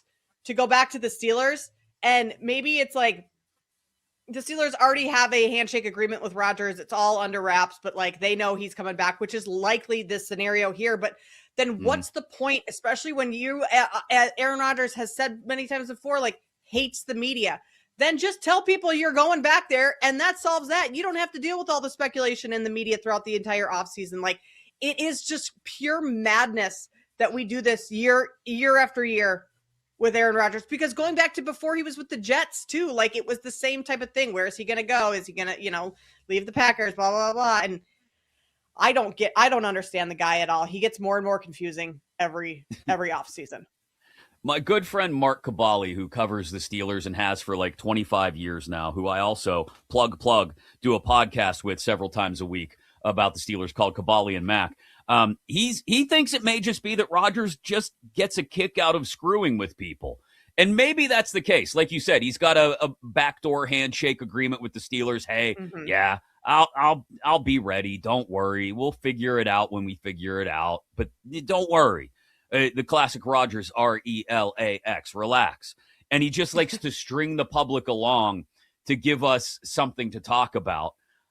For a guy who hates being in the public eye, though, according to his own words, and what he said on McAfee again the other day, who hates that attention, it kind of flies in the face of that logic. Like, you either like being talked about or you don't like being talked about. Which is it, Aaron?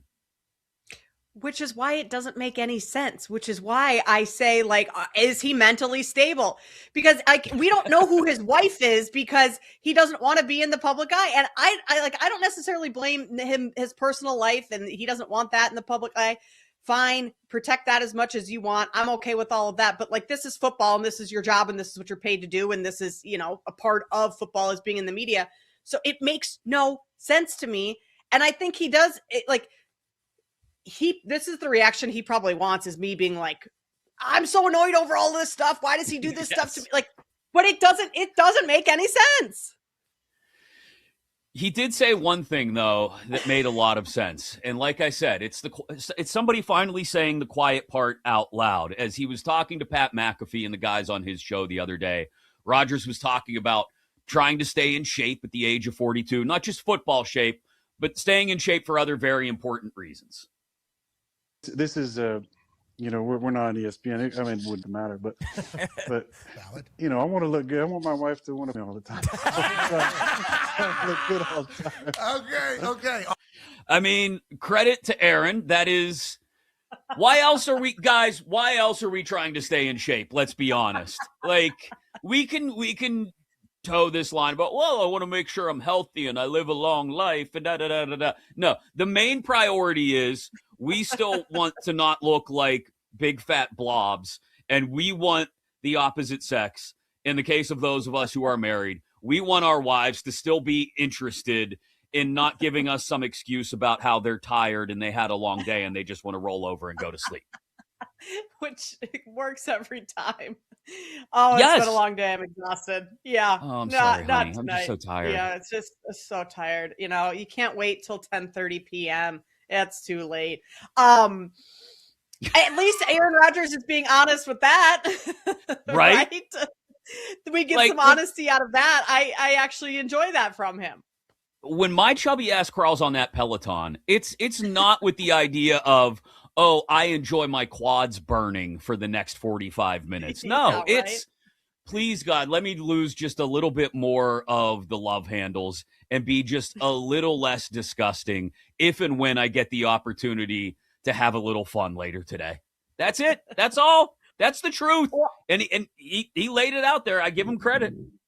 Maybe Aaron Rodgers needs to go hook up with Brady's guy with the Raiders. Blanking on his name right now. Guerrero. We talked about earlier that Max Crosby hates, because clearly Brady has kept those love handles off for quite some time. So he should go get the avocado smoothie recipe or something like that. Here's a question. And my wife has long contended that the Ozempic face is like it completely freaks her out. Like, she showed me a clip of Oprah last night before he went to bed. I guess Oprah is like a bobblehead now. She's like a toothpick, and it's just, it's crazy. Anyway, she's convinced that Tom Brady has either had some kind of work done or is on something. Is Tom Brady, here's a question that I have to ask to get a female perspective on, Kate. Is Tom Brady more or less attractive now that he looks like he's even thinner than he was when he was at the peak of his NFL playing days? Significantly less attractive. There it is. Significantly. And he's had work done. Like, if anything, he's gotten some Botox. And maybe a lot of male announcers do that when you're on TV. You can't have all the facial expressions, whatever. He's gotten some work done. I don't know what else, but he doesn't look good. He looks like one of those housewife Real Housewives. Real Housewives that have all the stuff done, and you're like, okay, at this point you've put $1 million in your face and it's backfired on you. You just got to save your money. That kind of, I feel like that's what Brady is. He's not attractive to me anymore, which he was at some point. Max, our video producer, just said he looks like a skeleton in the chat. Yeah. His like face if he is wore caving in. If he wore a purple hood and did the ha ha ha ha ha, like he would be Skeletor from He-Man. Like, he's right on the border of that. It's crazy to me, though, how women always have that radar for people who have gotten work done, Kate. Like, I look at people and I'm like, I don't know. Have they? I don't know. It's like some people are obvious. But, like, some people I go, I don't know. Did that person have work done or not? But my wife is always on top of that stuff. And you have a firm opinion. Yes, Brady has gotten work done. Yeah, I mean, it's just he's always had high cheekbones and a good jawline, but the way it's morphed over the years is just not natural to me. You mentioned Brady's guy, Alex Guerrero, with the avocado ice cream. He may have been one of the reasons Max Crosby is no longer in Las Vegas. he will be a Baltimore Raven as soon as the new league year starts. We talked to Jonas Schaefer of the Baltimore Banner about how Ravens fans are feeling this morning. Next, here on BetMGM Game Day on Westwood One Sports.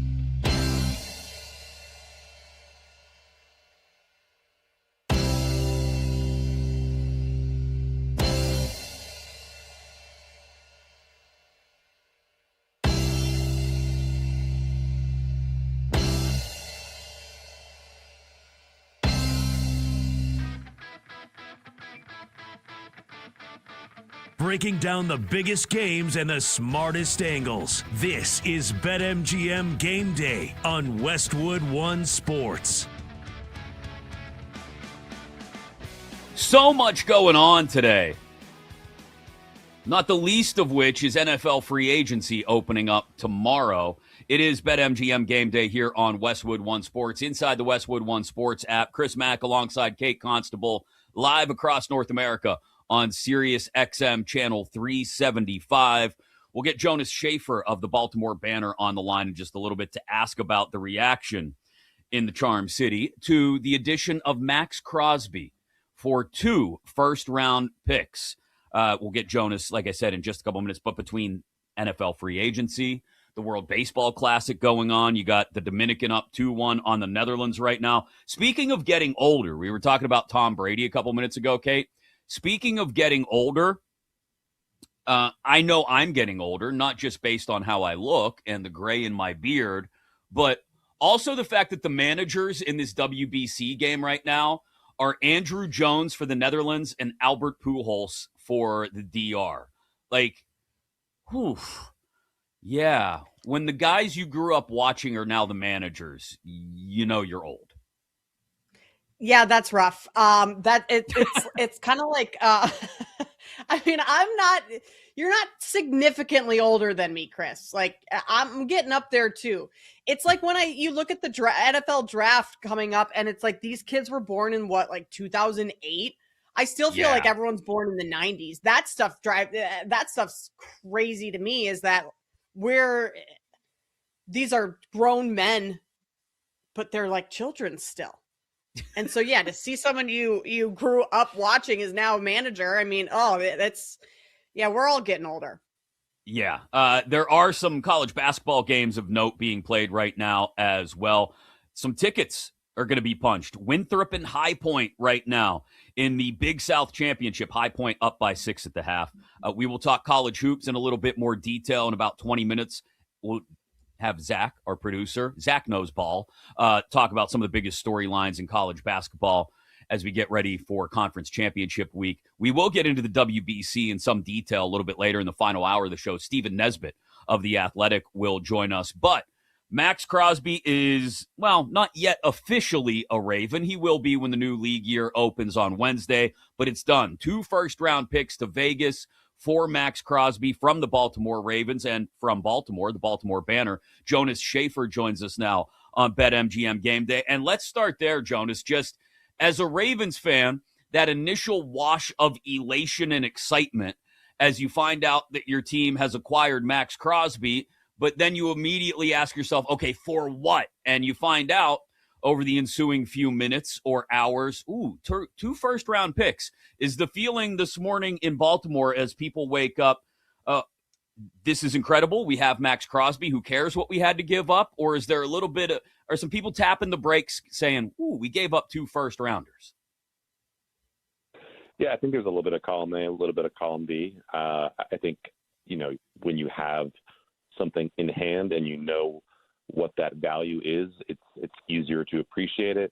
I think it's a little bit harder to, get your arms around what exactly a first round pick could be, to say nothing of what 2 first round picks could be.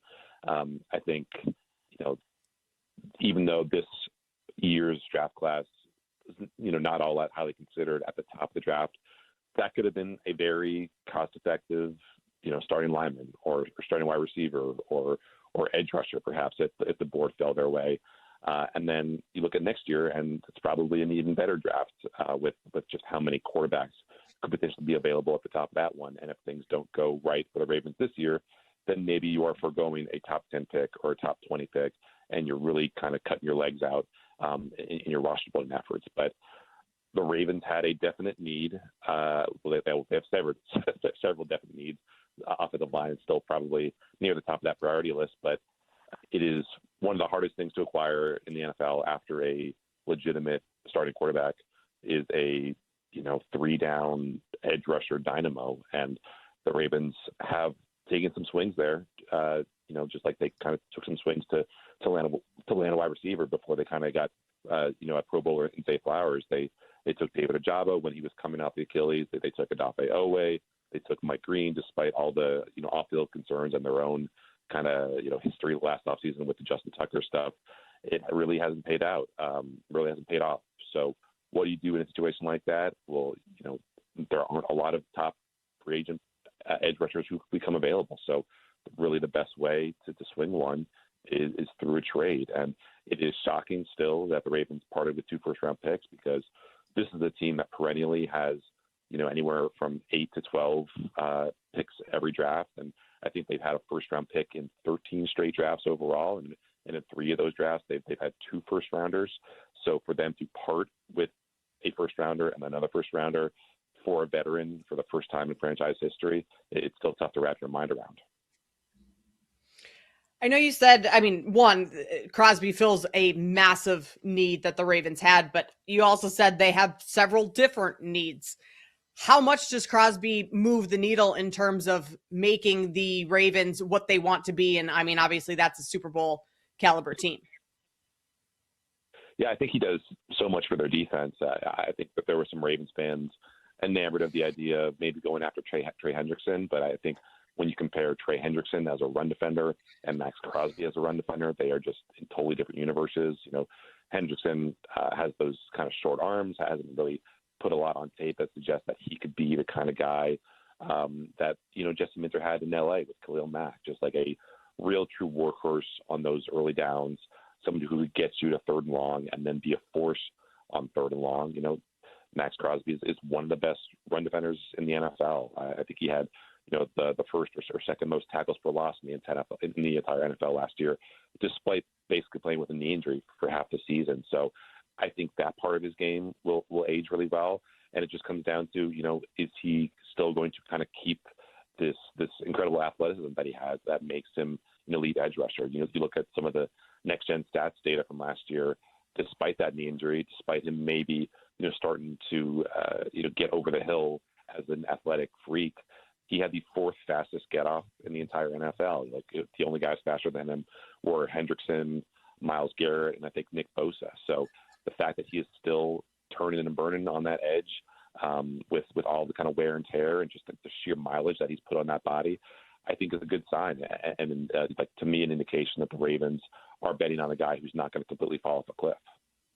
Jonas Schaefer covers the Ravens for the Baltimore Banner and joins us to talk about Max Crosby heading to Baltimore here on BetMGM Game Day on Westwood One Sports. How much does this ramp up the pressure on Jesse Minter in his first year? It's a good question. I think there's probably more pressure just because of the honeymoon period that we give to all these first-time head coaches. I think there's probably more pressure on Eric DeCosta to have this not be a flop, to have Eric DeCosta, build this offensive line in the way that Ravens fans believe it should be built. There was a lot of frustration in retrospect this past year about, them not basically bringing any depth to challenge Andrew Voorhees or Adeno Palele when those guys were the clear weak links of that offensive line. And, they struggled to run block, they struggled to pass block in certain situations. So I think there will be a grace period for Jesse Minter. Steve Bisciotti, before the Ravens even hired Jesse Minter, was talking about, it won't really be until year 5 or year 6 until I get itchy about why haven't my Ravens won another Super Bowl. So I think because of everything that we saw with John Harbaugh getting the boot, and Steve Bisciotti being frank about how, Eric DeCosta did not do a good enough job last year to set the Ravens up to succeed and to deliver on those preseason Super Bowl expectations. I think that seat is a little bit warm. I don't think it's hot. I believe, Steve Bisciotti, when he says that Eric DeCosta is one of the best GMs in the game, like everything that he does process-wise is for the most part pretty sound. But certainly, if the Ravens, God forbid, don't make the playoffs again, and you're talking about Lamar entering another year where he hasn't made a Super Bowl, then someone, there are probably some heads going to be rolling. I don't think it'll be Jesse Minter's. I don't think it'll be Eric DeCosta's, but the Ravens are kind of entering this period in their franchise and their life cycle with Lamar Jackson, where every year that you don't get close to a Super Bowl, there's probably going to be some serious changes afoot. So So speaking of the changes, I mean, obviously getting rid of John Harbaugh after decades is a big change, and then giving up 2 first-rounders. You referenced that that's not typically something that the Ravens do. Is this signaling a overall organizational change in terms of philosophy going forward for this Ravens team? Because I mean, if you look at the last however many years, what they've been doing clearly hasn't been working. Yeah, I mean, like it's worked in the regular season to an extent. You know, they've had, it seems like every other year a team that finishes the regular season number 1 in DVOA, Super Bowl favorites, and then come the postseason, January football arrives, and they're just not able to deliver. You know, Lamar has a few more mistakes than he does in the regular season. The defense all of a sudden can't rush a passer or force a turnover. Excuse me. We've seen Eric DeCosta being more aggressive in trading for guys that he really loves than Ozzie Newsome, his predecessor, ever was. You know, the Ravens traded a 2nd-round pick for Roquan Smith, got him, and he was immediate Band-Aid for that Mike McDonald defense a few years ago.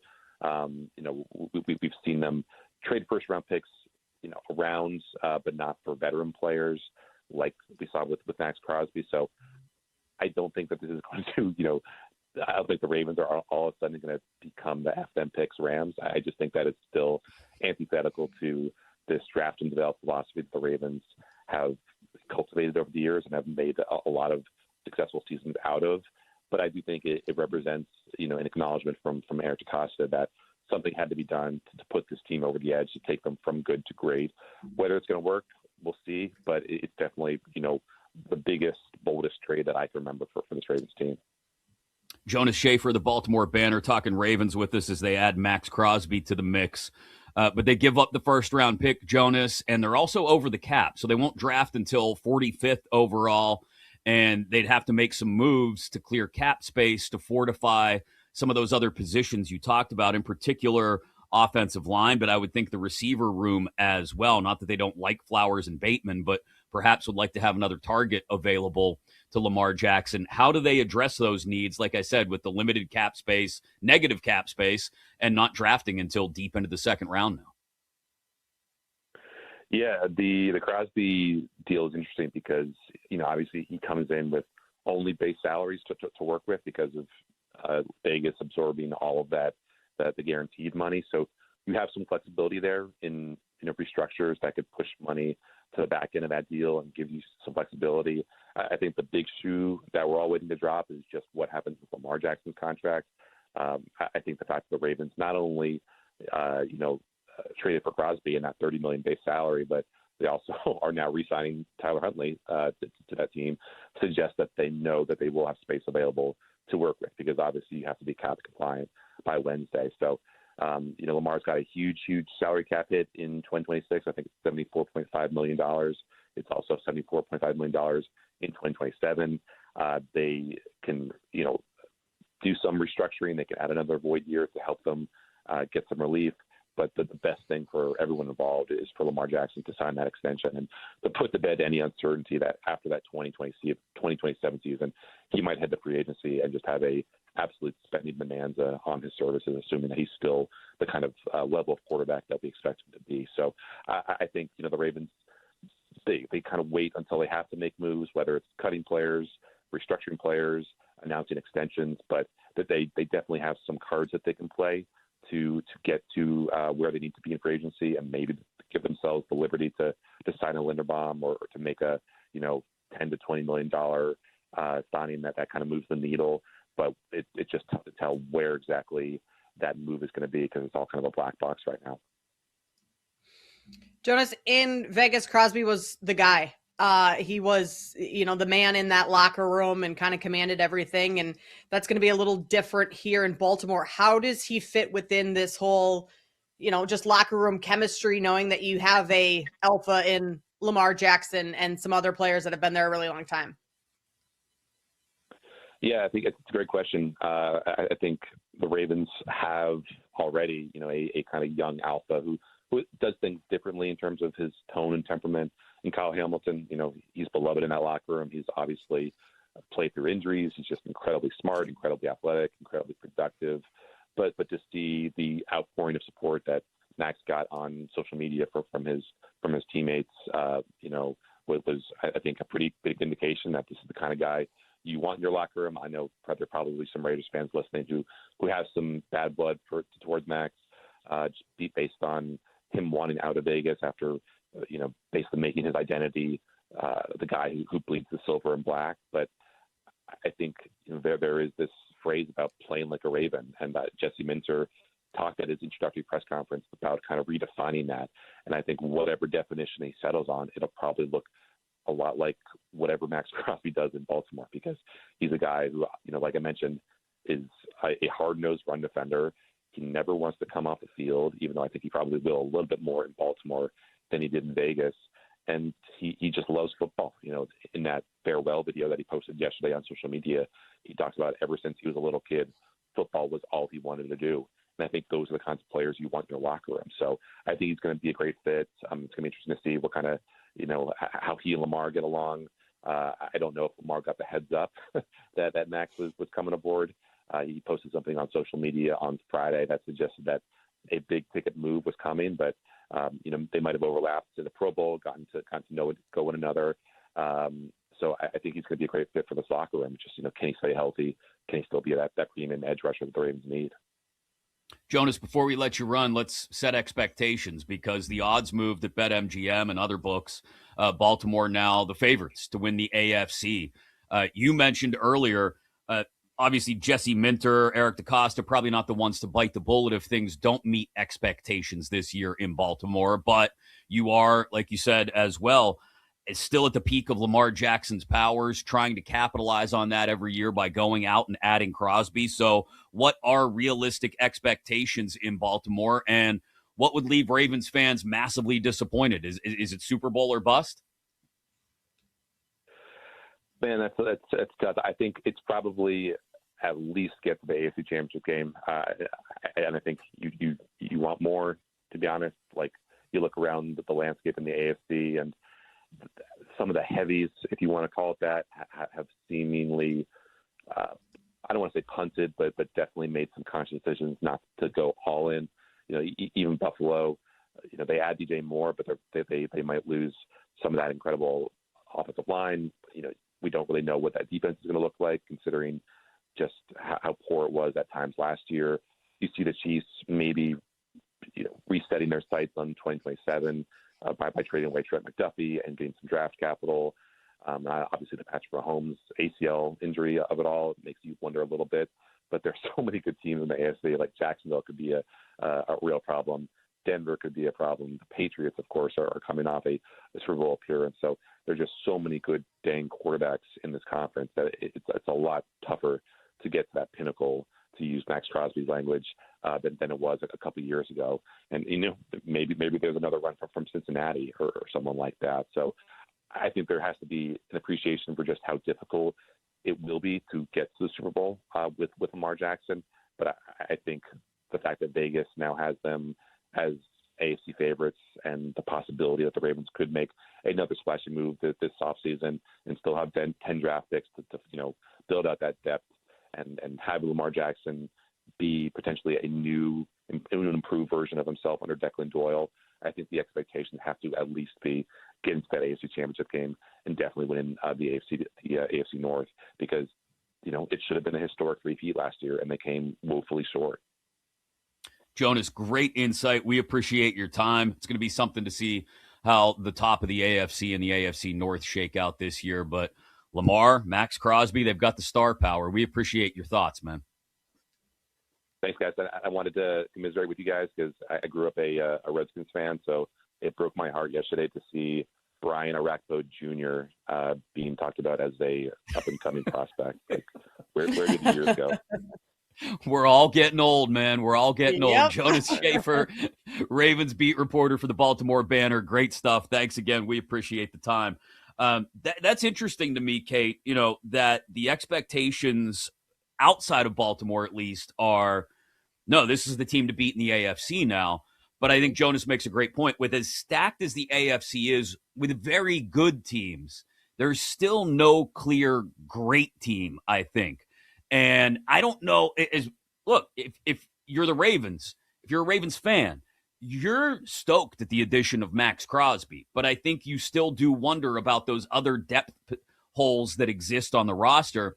And I don't think there's a team in the AFC, New England, Baltimore, Buffalo, Kansas City, Chargers, Bengals, we could go down the list, Jacksonville, who doesn't have multiple holes, maybe not at major positions, but at some of those second-level positions that make you go, is this really a legit Super Bowl contender?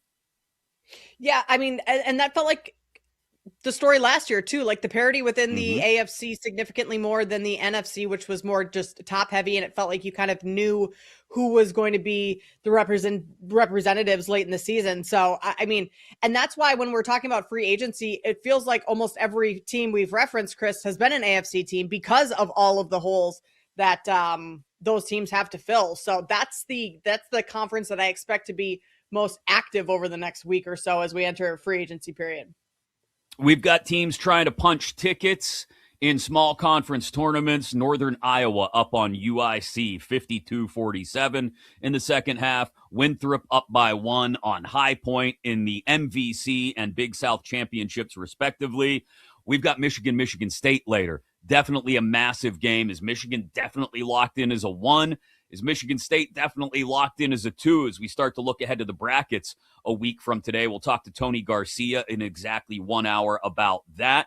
We will power rank our top pre-free agency moves coming up at the top of the hour. Some of the things that have happened this week as teams have gotten ready to make their signings tomorrow, Tuesday, and Wednesday. And we've still got to discuss the quarterback merry-go-round and how Kyler Murray may be the first domino to fall. That coming up in about 20 minutes. But coming up next, I mentioned college hoops. Zach Knows Ball. Our producer, Zach Kroll, will lead us through some of the biggest storylines in college basketball as we get ready for a massive conference championship week here on Westwood One. Alongside Kate Constable, I'm Chris Mack here on BetMGM Game Day on Westwood One Sports.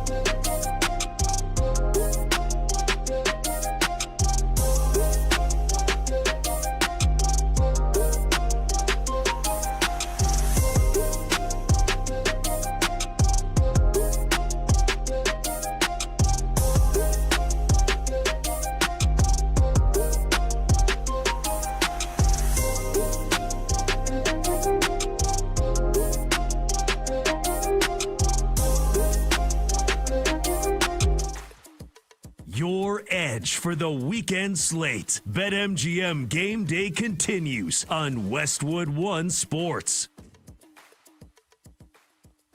Boston up early on Cleveland, about 6 minutes, a little less than 6 left in the first quarter as the Celtics are visiting the Cavs today. Actually tied up now 15-15. So we'll keep an eye on that one as Jason Tatum is playing his second game back in the lineup for Boston. And I think there might be somebody, he wasn't even mentioned when we talked to Justin Turpin of WEEI in Boston earlier.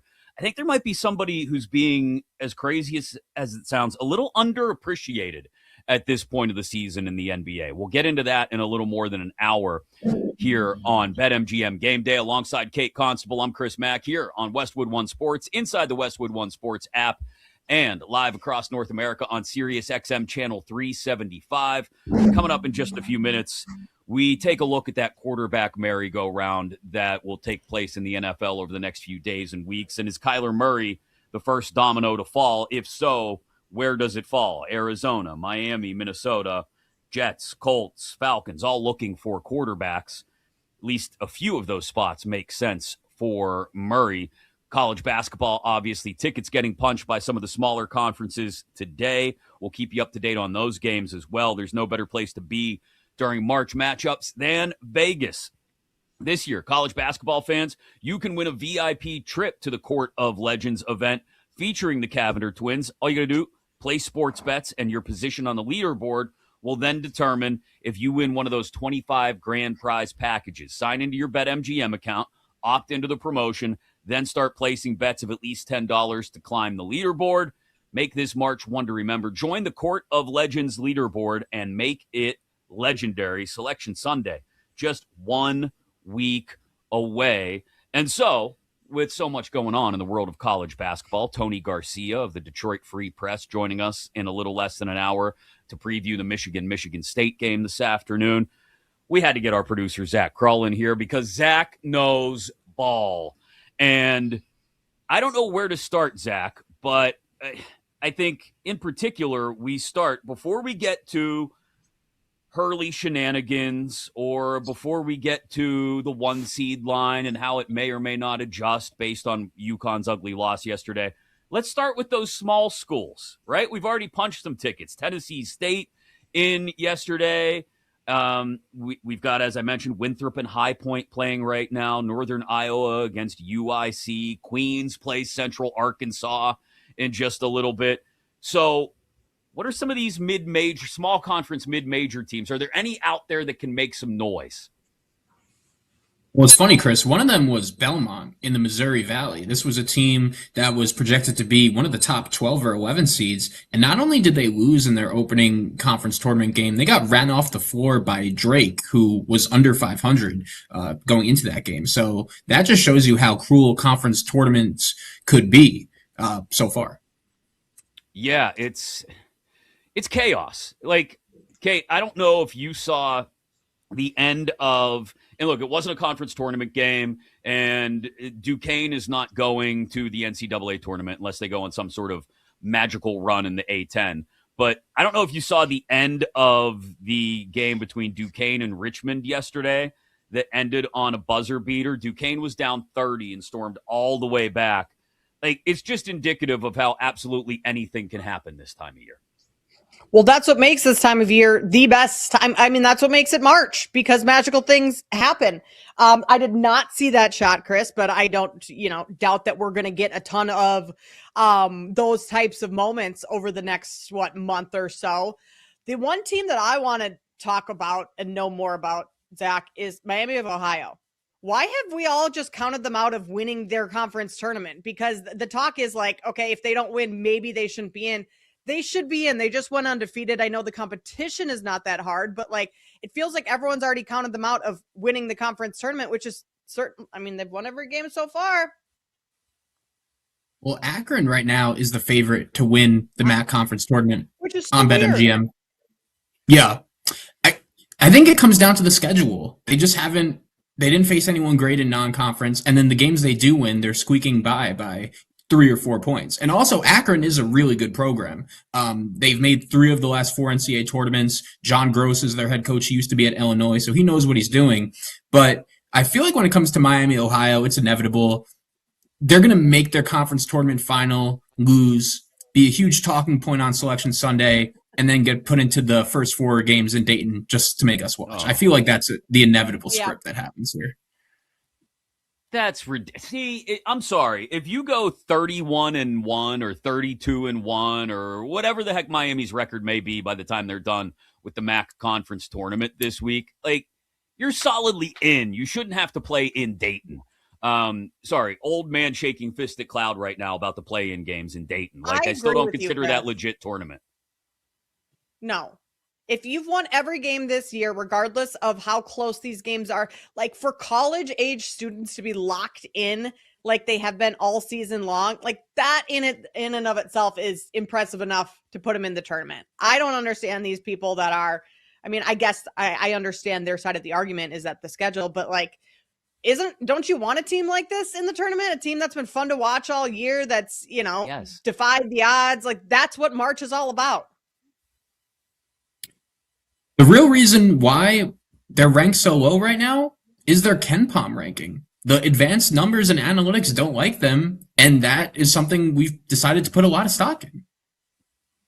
Yeah, and I get it. When we're talking about teams from major conferences and we're trying to parse out the reasons why Auburn and Indiana don't deserve to make it as 11 seeds, I'm totally with the advanced metrics and KenPom and the net rating and all of that. What was your quad 1 record and all that?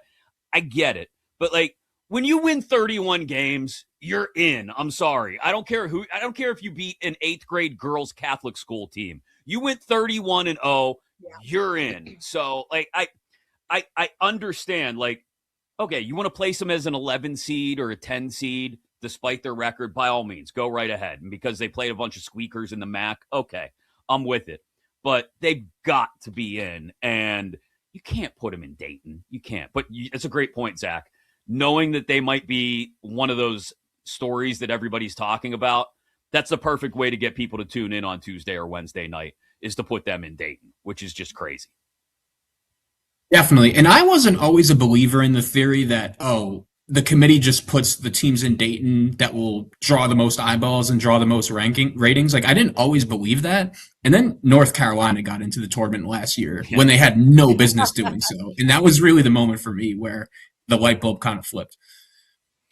So let me pivot to one of those big conference teams, because we talked about them off the top of the show and haven't had a chance to get back into it. I want to know what you think, Zach, because Kate and I both gave our takes on Danny Hurley and UConn and him getting run at the end of the game. It was a classic Hurley moment. You know, he loses his cool, screams at a ref, maybe bumps the official and gets the double tech and tossed.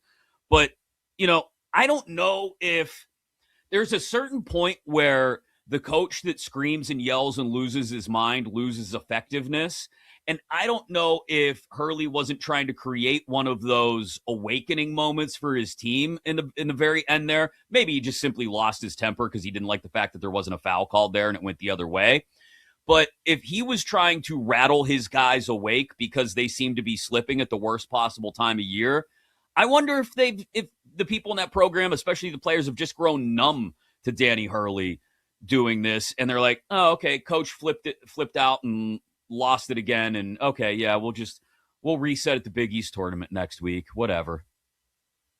I definitely think that could be the case. And the thing with UConn that's so interesting to me is that as bad as things have gone recently, they're still going to be they're a 2 seed projected right now. If they have an early exit in the Big East tournament, which is unlikely, maybe they fall to a 3 seed, but they're going to enter the tournament in a really good spot.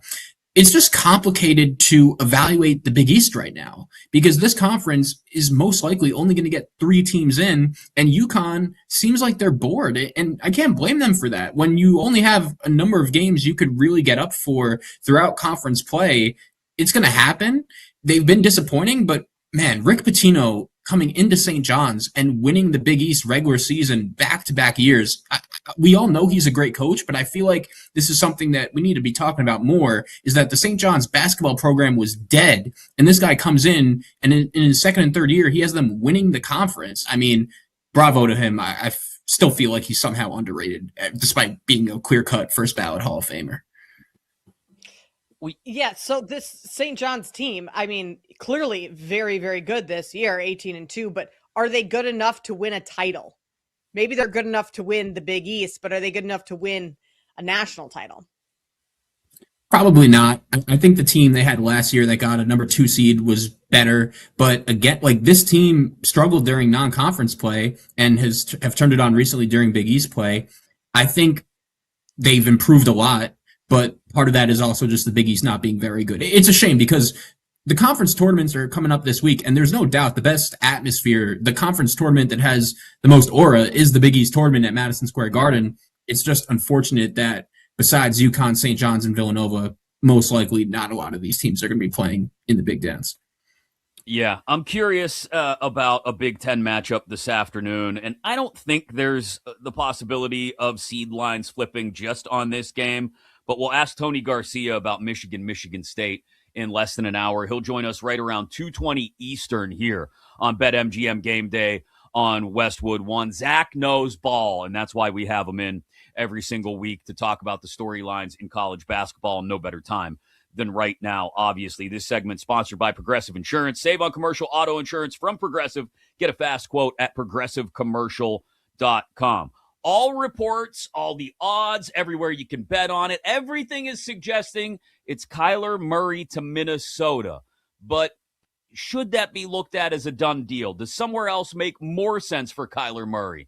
And do we possibly get the shoe dropping on another quarterback first before we get Murray ending up somewhere? We take a look at that quarterback merry-go-round that's about to really start turning at a good clip with free agency opening tomorrow. Next, right here on BetMGM Game Day on Westwood One Sports.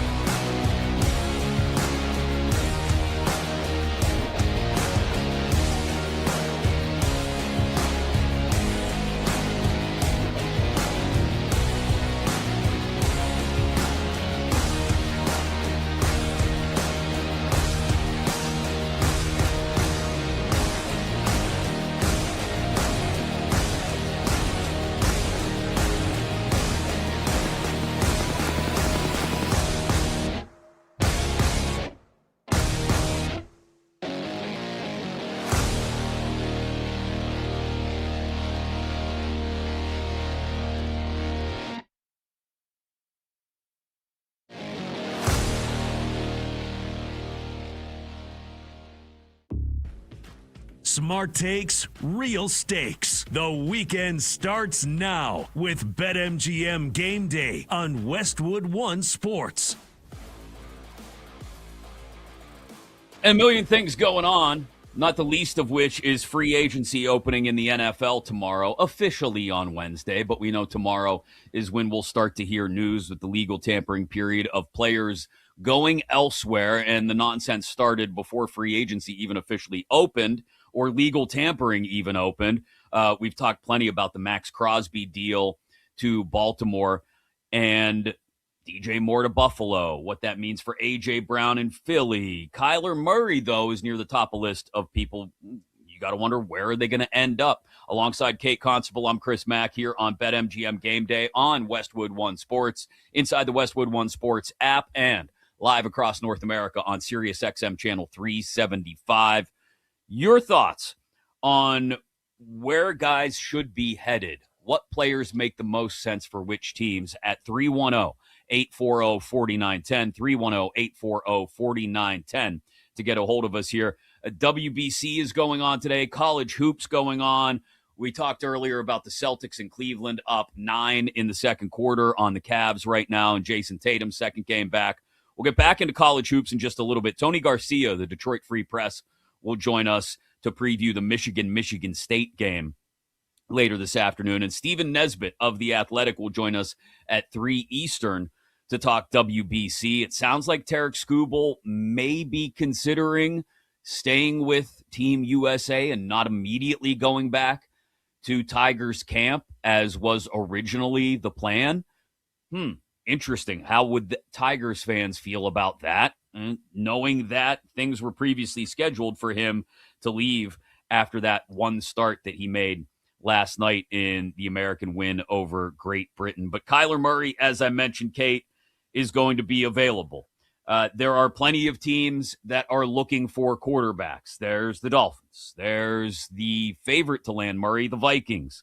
The Jets, maybe the Falcons, maybe even the Colts in on Murray.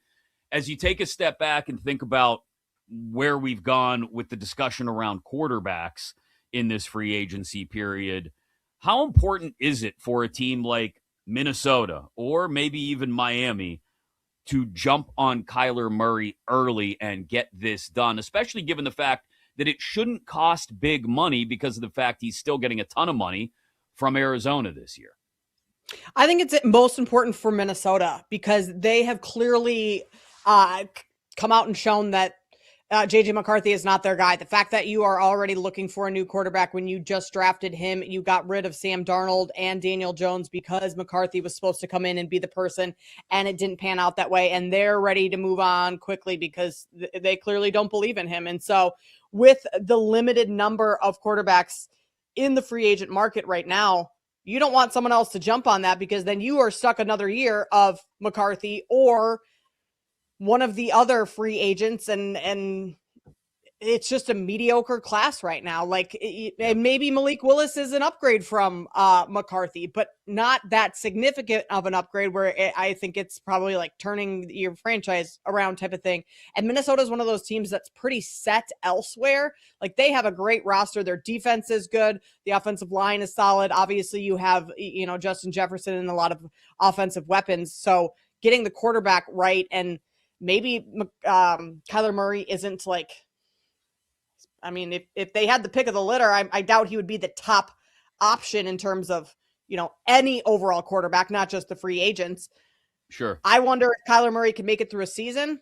Feels like we hit the midway point of the year and he's out every year. So that's a concern, but I think that's a risk you kind of have to roll the dice on that one. Yeah, I think for both sides, Minnesota and Murray, it makes sense. Like you said, it's not, if the Vikings could play fantasy football and draft any quarterback off of any team, certainly they'd choose someone else. But that's not what they're presented with. They're presented with J.J. McCarthy, who's increasingly looking like he may not be NFL starter capable. And then, as you mentioned, Malik Willis is a free agent, Kyler Murray. And beyond that part of the list, short of trying to work out a deal for maybe a Mac Jones, which has kind of sat on the edge of the radar for teams looking for quarterbacks this offseason cycle as well, short of that, where do you turn? I mean, we're talking about Russell Wilson and Marcus Mariota and Mitch Trubisky and Tyrod Taylor, and there's just not a lot out there. So I think if you're the Vikings, you have to try and get out ahead of it and tie up the Kyler Murray loose end, for lack of a better way to put it, tie up the quarterback loose end, and then hope that maybe Murray flourishes under Kevin O'Connell, right? Maybe the same way Sam Darnold did. And maybe you find your quarterback of the future there, and there's a second act for Kyler Murray in Minnesota the way there was for Sam Darnold in Seattle. But Minnesota has to be the most aggressive. I'm curious to see where Miami goes. Like, Tua's not back, obviously. So what is their next best option? Because like we said, once you take Kyler Murray off the board, it's Malik Willis or bust. And look, we had Judy Batista on earlier. She spoke glowingly, and a lot of people have, of the way Willis played in relief of Jordan Love this year. I still don't look at Malik Willis as a $30 million quarterback, as some people are claiming he's going to be. But the reality is that might be where it's at, which is crazy, just where the quarterback market's at. Honestly, Chris, I don't know where the Dolphins go from here, because you're right. It's not going to be Tua. You don't want to, like, Kirk Cousins is out there. He's not going to be the answer, right? Geno Smith is not the answer. If anything, I think you go for a younger quarterback like Malik Willis. I mean, Justin Fields is expected to be cut by the Jets. He's not the answer. Like, there really just isn't anyone out there. So do you believe in Quinn Ewers enough to give him another season and try and keep developing him? I know your face is exactly how I feel about that. Is just gross. Yeah. No. So I think that the Dolphins are a team that's kind of in the biggest trouble spot right now of just really nowhere to go. Yeah, and if you're not in on Murray or Malik Willis, and again, nobody's sitting here talking about these guys like they're the quarterbacks that take teams from missing the playoffs to Super Bowl contenders. There's nobody out there in this cycle who's going to do that. But if you're not in on one of those two, then very quickly the options dry up really rapidly. And if you're, let's say it does go Murray, Minnesota, and then Malik Willis to Miami. If you're the Colts looking for a stopgap while Daniel Jones gets healthy, if you're the Falcons looking for someone to maybe challenge Michael Penix or serve as a 1B to his 1A, knowing the injury concerns that lie there as well. If you're the Jets or the Cardinals, I mean, you're just picking off the scrap heap. Right. I almost feel like I love your idea of Mac Jones to Minnesota. I know he's not a free agent and his contract runs through this next season, but that could be another way that this whole carousel gets mixed up, is if somehow Minnesota trades and acquires Mac Jones, and then there's Kyler Murray. He could go to the Dolphins, and that kind of readjusts everything, because the Mac Jones prototype it kind of reminds me of the Sam Darnold, right? Is that like his one, play style, and then two, also just the having, been written off. You go to the 49ers, you get coached up by Kyle Shanahan, and you revive your career. Yeah, it makes a ton of sense. It feels like the Niners recognize that, and that they're not going to make it easy for anybody who's interested in Mac Jones.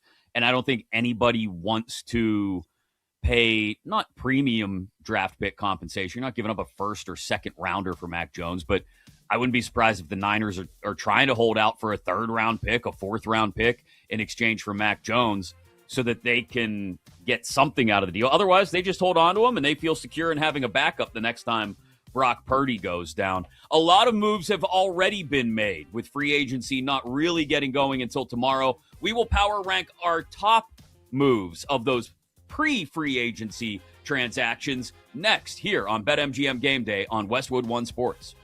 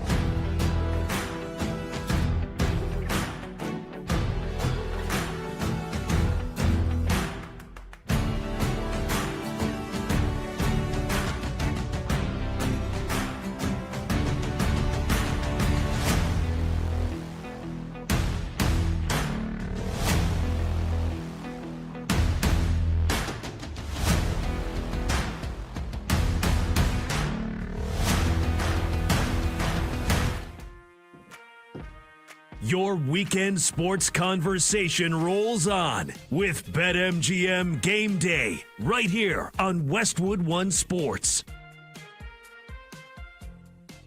A lot of big college basketball going to be played over the next few weeks, and one game in particular this afternoon. I don't know if things go a certain way that it would necessarily flip the seed lines for these teams, but it's a big game, and it's a big rivalry. Michigan State later this afternoon, so we'll talk to Tony Garcia of the Detroit Free Press coming up in about 20 minutes here on BetMGM Game Day on Westwood One Sports. Chris Mack alongside Kate Constable with you inside the Westwood One Sports app as well, and on Sirius XM channel 375.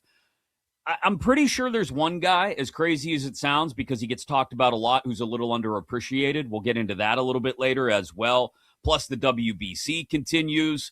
Paul Skeens will pitch tomorrow night for the U.S. against Mexico, but will Tarek Skubal pitch again, given that the plan was for him to only go one start and then get back to the Tigers spring training site? We'll ask Stephen Nesbitt of The Athletic at the top of the hour at 3 Eastern. Free agency opens in the NFL tomorrow. We've talked a lot about Max Crosby. We've talked a lot about A.J. Brown. We've talked about Kyler Murray and all the other quarterbacks, or lack thereof, who are available. What about the moves, though, that were made before free agency? Like teams maybe simply opening up cap space with extensions, making trades, going out and doing things before the free market takes control and maybe prices rise. We decided we'd power rank, Kate and I, our favorite pre-free agency moves. The stuff that's been done, a lot of it over the last week or so, that makes you go, oh, yeah, that wasn't a free agent signing, but I like what that team did there. So let's dive right into it. Kate, I'll let you lead us off. Power rank from 5 down to number 1, your 5 favorite pre-free agency moves. Chris, I feel like we've had a lot of fairly good pre-free agency moves this year, or some splashy ones. So I will kick us off here, and I'm going to start with Zaire Franklin to the Packers. 125 tackles each of the last 4 years, more than any other player in that span. And I think this is a good move for the Packers, especially with Quay Walker set to hit free agency as well. So they are certainly going to need help at that position. So Zaire Franklin to Green Bay. My number 4. I like the DJ Moore to the Bills move. I think that's a win for both sides. Chicago gets some money off their books, some more cap space. They already have a fairly stacked receiving core between their tight ends and their other young receivers that should continue to grow under Ben Johnson. And then the Bills, they need receiving help. I mean, they don't really have a number 1 receiver right now. And who's Josh Allen been throwing the ball to? I think this is a win for 1, Josh Allen, 2, DJ Moore if he's going to get traded, go somewhere where the Bills are going to be contenders again this season because of Josh Allen. So a win on both sides. DJ Moore to the Bills. David Montgomery to the Texans. I think this is a loss for, obviously, the Lions, just in terms of the running back duo they had there. But the Texans had no run game last year. They had to do something in that regard. Joe Mixon likely to be released if he hasn't already. I was looking up in the break what his status is, and it looks like, yeah, they already released him. Right? Do I have that wrong? Yeah, if it's not official yet, if it's not official, then it will be in the next 72 hours. Yeah. Perfect. Yes. That is my point. And then you're not doing anything, Nick Chubb is not the answer there. And so you do have to have, new running back help. And for David Montgomery, I mean, his load was lighter in Detroit because of the duo and the way the snaps panned out for the style of play for both he and Jahmyr Gibbs. He was always kind of the secondary player. So I have David Montgomery to the Texans. Number 2, I have Trent McDuffie to the Rams. This gives the Chiefs a chance to obviously a loss for the Chiefs there, but they have a chance to kind of revamp their defense there. And Trent McDuffie going over to the Rams, an area where they need extra help. Plus, I mean, the Rams, they're great at drafting in late rounds. So I don't think what they've given up is all that, concerning. So McDuffie to the Rams. And then finally, I mean, this is more of just the splashiest play. Obviously, I think you can guess where I'm going with this one, is Max Crosby to the Ravens. And clearly he fills a whole lot of holes in Baltimore on that defense. And I mean, everyone we've talked to today has kind of, that's the consensus of this is a massive, massive upgrade. And it obviously is with the caliber of player that Max Crosby is. But I also really like the move for the Raiders as well, because you get Crosby out the door, you're probably going to lose games a little bit faster, and maybe your tanking is going to be a little bit better. Plus, you also get, a first round this year, first round next year, which also helps your rebuild as you continue to do that. So Max Crosby to the Ravens, my number one in our pre-free agency moves. Yeah, and the David Montgomery one that you have at number 3 is one that stands out to me that I don't have on my list that I think is a great call, because Woody Marks is not an NFL RB1. And to your point, you mentioned Mixon is done. And Chubb, as much as I like what Nick Chubb was when he was at the peak of his career, he's not that dude anymore.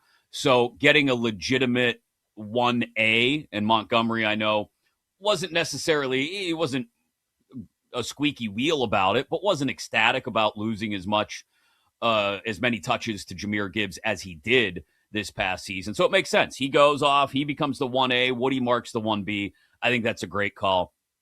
A lot of these that you have on your list are going to be on my list as well, maybe just in different spots in a few instances. And so I'll start at number 5 on my list with the DJ Moore deal, and not for Buffalo necessarily. I think this is Brandon Beane really pressing to try and make something happen.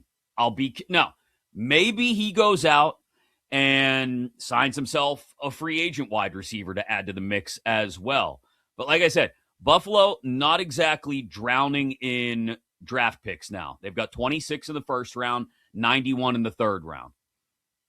Maybe there's a shot they get an impact wide receiver with one of those picks. And again, we're talking about DJ Moore not having to be wide receiver 1 based on who they add either in free agency or the draft. But they still don't have that wide receiver 1. And they gave up a second round pick. And that's why I have this ranked number 5 by virtue of the fact that it gets, as you mentioned, a lot of the cap hit for DJ Moore off the Bears books and gets them another second round pick. All of a sudden, the Bears are picking twice now in late second round within 4 picks of each other, 57 and 60. So an opportunity there for them. So I love the move for the Bears. I have that one ranked as number 5 on my list. Number 4, we flipped here, the one that you had at number 5, Zaire Franklin to Green Bay. Like you mentioned, Quay Walker is going to hit free agency. I think Green Bay needs to shore up that front 7. And this is steady Eddie, for lack of a better way to put it, in the middle of a defense. Like, Zaire Franklin is going to show up every week. He's going to play every week. He's going to make a ton of tackles every week. You can count on him in the middle of your defense. And you went out and got the impact player in Micah Parsons back in August. Now you add, like I said, the Mr. Consistency. That's what Zaire Franklin is to the mix as well. Maybe not as many splash plays as Parsons is going to provide, but having Franklin in the middle of that defense, I think, is a big get for the Packers in just the last 24 hours or so. So I like that move by them. Number 3, Jordan Davis getting the extension in Philly, I think, is huge because, again, Howie Roseman is always, and most GMs are, spinning all these plates, trying to keep everything going in a million miles an hour in a million different directions. And who knows what's going on with A.J. Brown. But on the other side of the ball, Philly's defense, their strength has been up front, and he keeps Jordan Davis in the fold. I don't think it necessarily opens up the idea of dealing Jalen Carter, who has been very impactful on the field in ways other than spitting on Dak Prescott. But it does open up the possibility that if someone wants to give you a boatload, you consider it.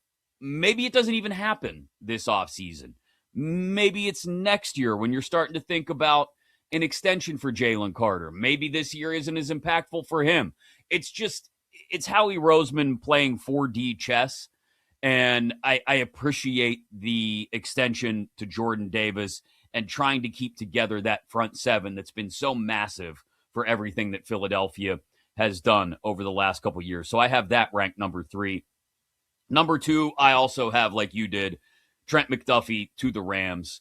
This is a position where they weren't desperately in need of adding talent, but they did need to add somebody high end and somebody who could play inside and outside, somebody who can come up and make a play in the run game, much like Jalen Ramsey was for them when he was out in LA.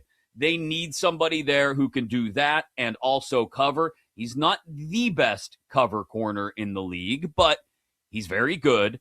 And the Rams, the F them picks philosophy. I know a lot of people will say, well, no, they don't always do that. They've drafted some impact players. Yes, they have. But this is a great example of taking a guy who's established, who you know exactly what you're going to get out of him, and plugging him in at a position of need. And I think it's just as big because of what it tells us about Kansas City this year, right? Like, it tells us that Kansas City is not necessarily all in on 2026. And maybe that's the Mahomes injury. Maybe that's the question marks around Travis Kelce as he gets older, and will he even be back? And, no running game whatsoever to speak of, unless they end up snagging Jeremiah Love at 9th overall. Still a rookie running back. We don't know what that might look like. A ton of questions in Kansas City. This is as close to punting on the season as the Chiefs are going to get by trading an all-pro corner for draft picks. So I think just what we get out of it is as impactful as anything else, other than number 1 on my power ranking list of pre-free agency moves, which is, like you said, obviously, Max Crosby to the Ravens. More so for the Raiders getting those 2 number 1 picks. And yeah, they might not be top 10, top 15, maybe not even top 20 picks, depending on how good Baltimore is this year. But you do get a quality pick in the first round. And now the Raiders draft twice in the first round, getting Baltimore's pick at 24, I believe it was. No, it wasn't 24. Hold on. I want to make sure I have it right. But they get the first overall pick, obviously, and then 14. Sorry, not 24. So 2 top 15 picks for the Raiders. I just think that's key in an organization that is so devoid of high-end talent outside of Brock Bowers and maybe Ashton Genty, and we'll see what Fernando Mendoza is, to have another top 15 pick in this year's draft, and then you'll see where the picks land in next year's draft is enormous. I don't know if Crosby is enough to wallpaper over all the dents in the Baltimore defense, but certainly it's going to help. So that's the most impactful one, I think. Chris, I like your point on the Chiefs of like, this is the closest we've seen them to kind of punting on the season because yes, Patrick Mahomes obviously wins you a ton of football games, but it's that defense that has also been dominant for the Chiefs with Spags leading, the defensive coordinator there and what he's able to do. And now that I'm bringing this up, I'm blanking. Chris Jones, like he's not getting any younger either. So like you have an aging player there and then you let go of, so McDuffie was arguably the second best defensive player on the team behind Chris Jones, right? You let him go. And what's your defense look like this year? And apparently they're okay with it not looking all that great because they are in a rebuild. They'll probably never say it. And it's not a full rebuild like the Raiders are in a rebuild or anything, but it's I guess you could call it like a reset, right? That's probably a better term for where the Chiefs are at this year. Yeah, they're retooling on the fly as much as they can. Yeah. And so that's I think that's the biggest takeaway for me from this week of pre-free agency moves was just that. It was Kansas City kind of saying, okay, we're not going to tell the world, but you can read our actions and use those to judge better than our words and deduce that we may not see ourselves as Super Bowl contenders this year. They may get lucky. They may be the Chiefs. Patrick Mahomes may be fully healthy by mid-September, and they may spin some magic, and Andy Reid will have plenty of cheeseburgers to celebrate. Who knows? They're still the Chiefs, but they're kind of saying, yeah, maybe we're not the Chiefs this year. Maybe we take just a half step back so that we can be ready to go for the final half of Patrick Mahomes or final third of Patrick Mahomes' career to take another few runs at the Lombardi. A week from now, we will be getting ready to print out brackets because it will be Selection Sunday. Who's on the 1 line? Who's on the 2 line? A couple of teams that could each be on one of those lines and maybe should be. We'll see how it plays out between them. A big rivalry game in Ann Arbor this afternoon tips off in just a little more than 2 hours. Michigan State and Michigan. Tony Garcia, who covers the Wolverines, both hoops and football, for the Detroit Free Press, will join us to talk about that matchup next here on BetMGM Game Day on Westwood One Sports.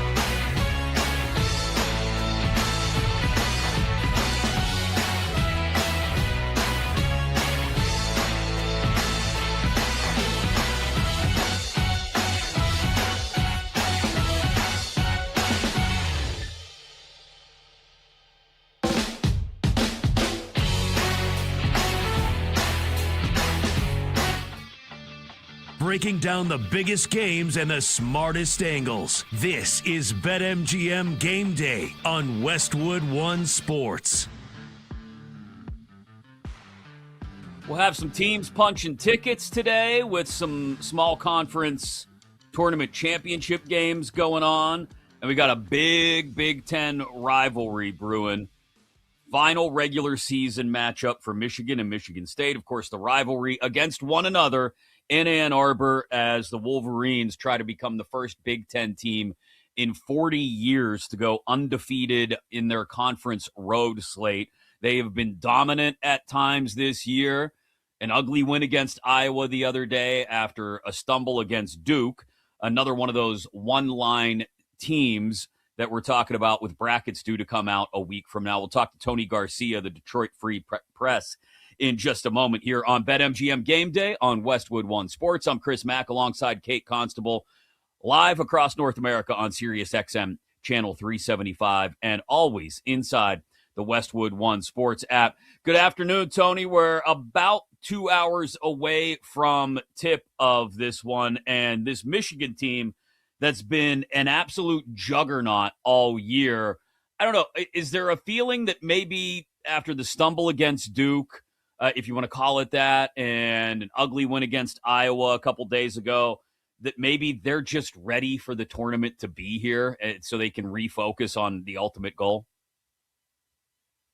Yeah. Hey, Chris. Thanks for having me on. I mean, it's a good question. I don't think so, but human nature sort of takes over. And when you have become the first team in Big Ten in the last 50 years in the Big Ten to sweep all the road games, you've already won the league by multiple games outright. You know you're a one seed in the Big Ten tournament. You know you're a one seed in the NCAA tournament. It's just hard to play with that same juice, but if there is ever a game or a day that brings the juice out of you, it is certainly when Michigan State comes to town. It's senior day. With a win today, Michigan would be the first team in Big Ten history to win 19 league games in 1 year. The previous record was 18 when Indiana did it a couple times in the 70s. Now, the 20-game league expansion just started about 7-8 years ago, so there haven't been that many opportunities, but still, nobody would have done this before, and Michigan seemed to be motivated by little external things like that all year. So I would expect them to give it their best shot.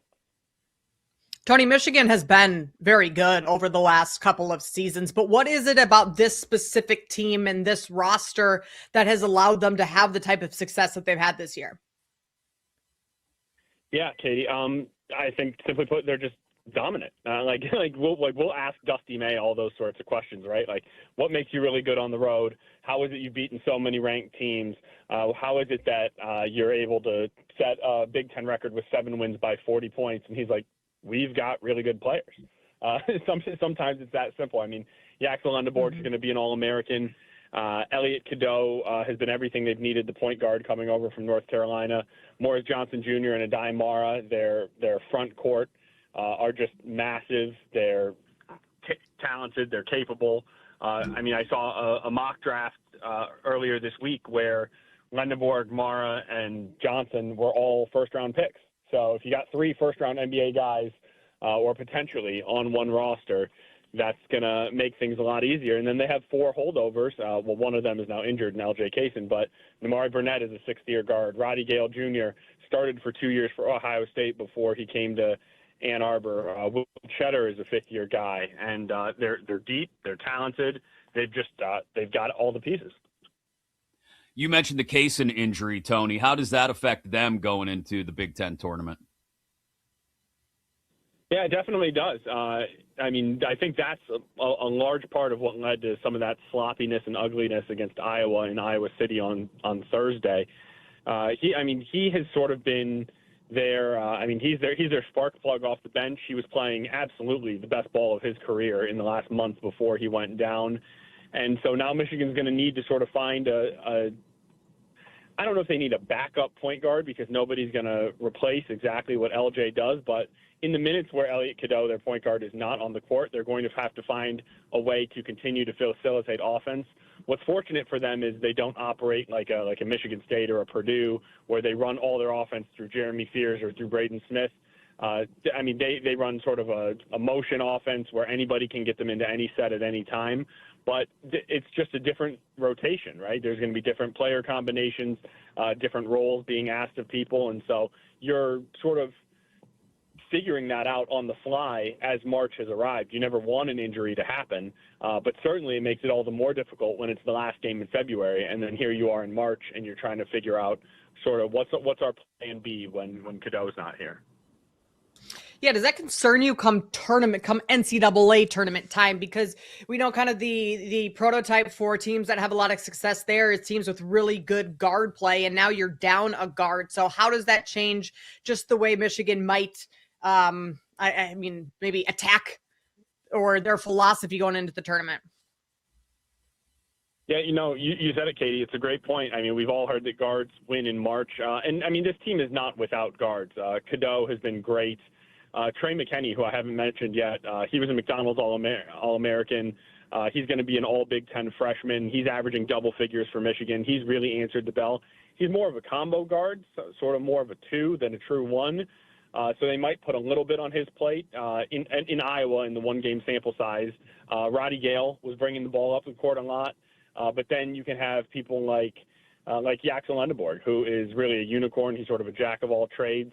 Last year, Michigan had a big name, Danny Wolf, who now plays for the Brooklyn Nets, and he was a point forward. Michigan ran a lot of offense through sort of a stretch 4, and they may opt to do that a little more with Yaxel. And so, Dusty is as far as the tournament goes, they can't. This team is still capable of winning it all without LJ Kaysen, but just losing a key player, your margin for error has shrunk. Tony Garcia covers Michigan for the Detroit Free Press, both hoops and football, but obviously hoops top of mind with the Spartans visiting Ann Arbor this afternoon. Tip just about 2 hours away, and Michigan more or less locked in to a 1 seed in the NCAA tournament. Michigan State trying to remain on the 2 line. And the last time they met in East Lansing, Tony, Michigan State was ice cold from beyond the arc. I think they were shot around 17% from 3. If they are able to shoot this afternoon, does it put Michigan State in upset territory against Michigan? And just how important, we've talked about it from the Wolverines' point of view, how important is this to the Spartans as well, knowing they need a win in not just in this one, but this one would certainly, I think, lock them into the 2 line, or they need to go on a bit of a run in the Big Ten tournament to lock up a 2 seed.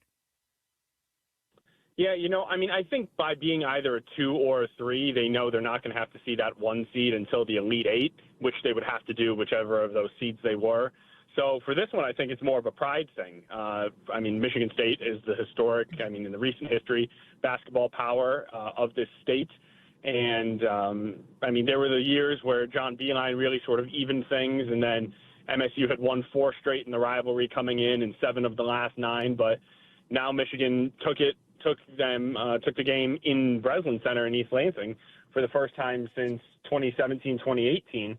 And now this would be a sweep for the first time in ranked matchups since 2013-14. So it's really more of a power struggle for the state, and just a lot of pride on this line, I think, even more than the seeding.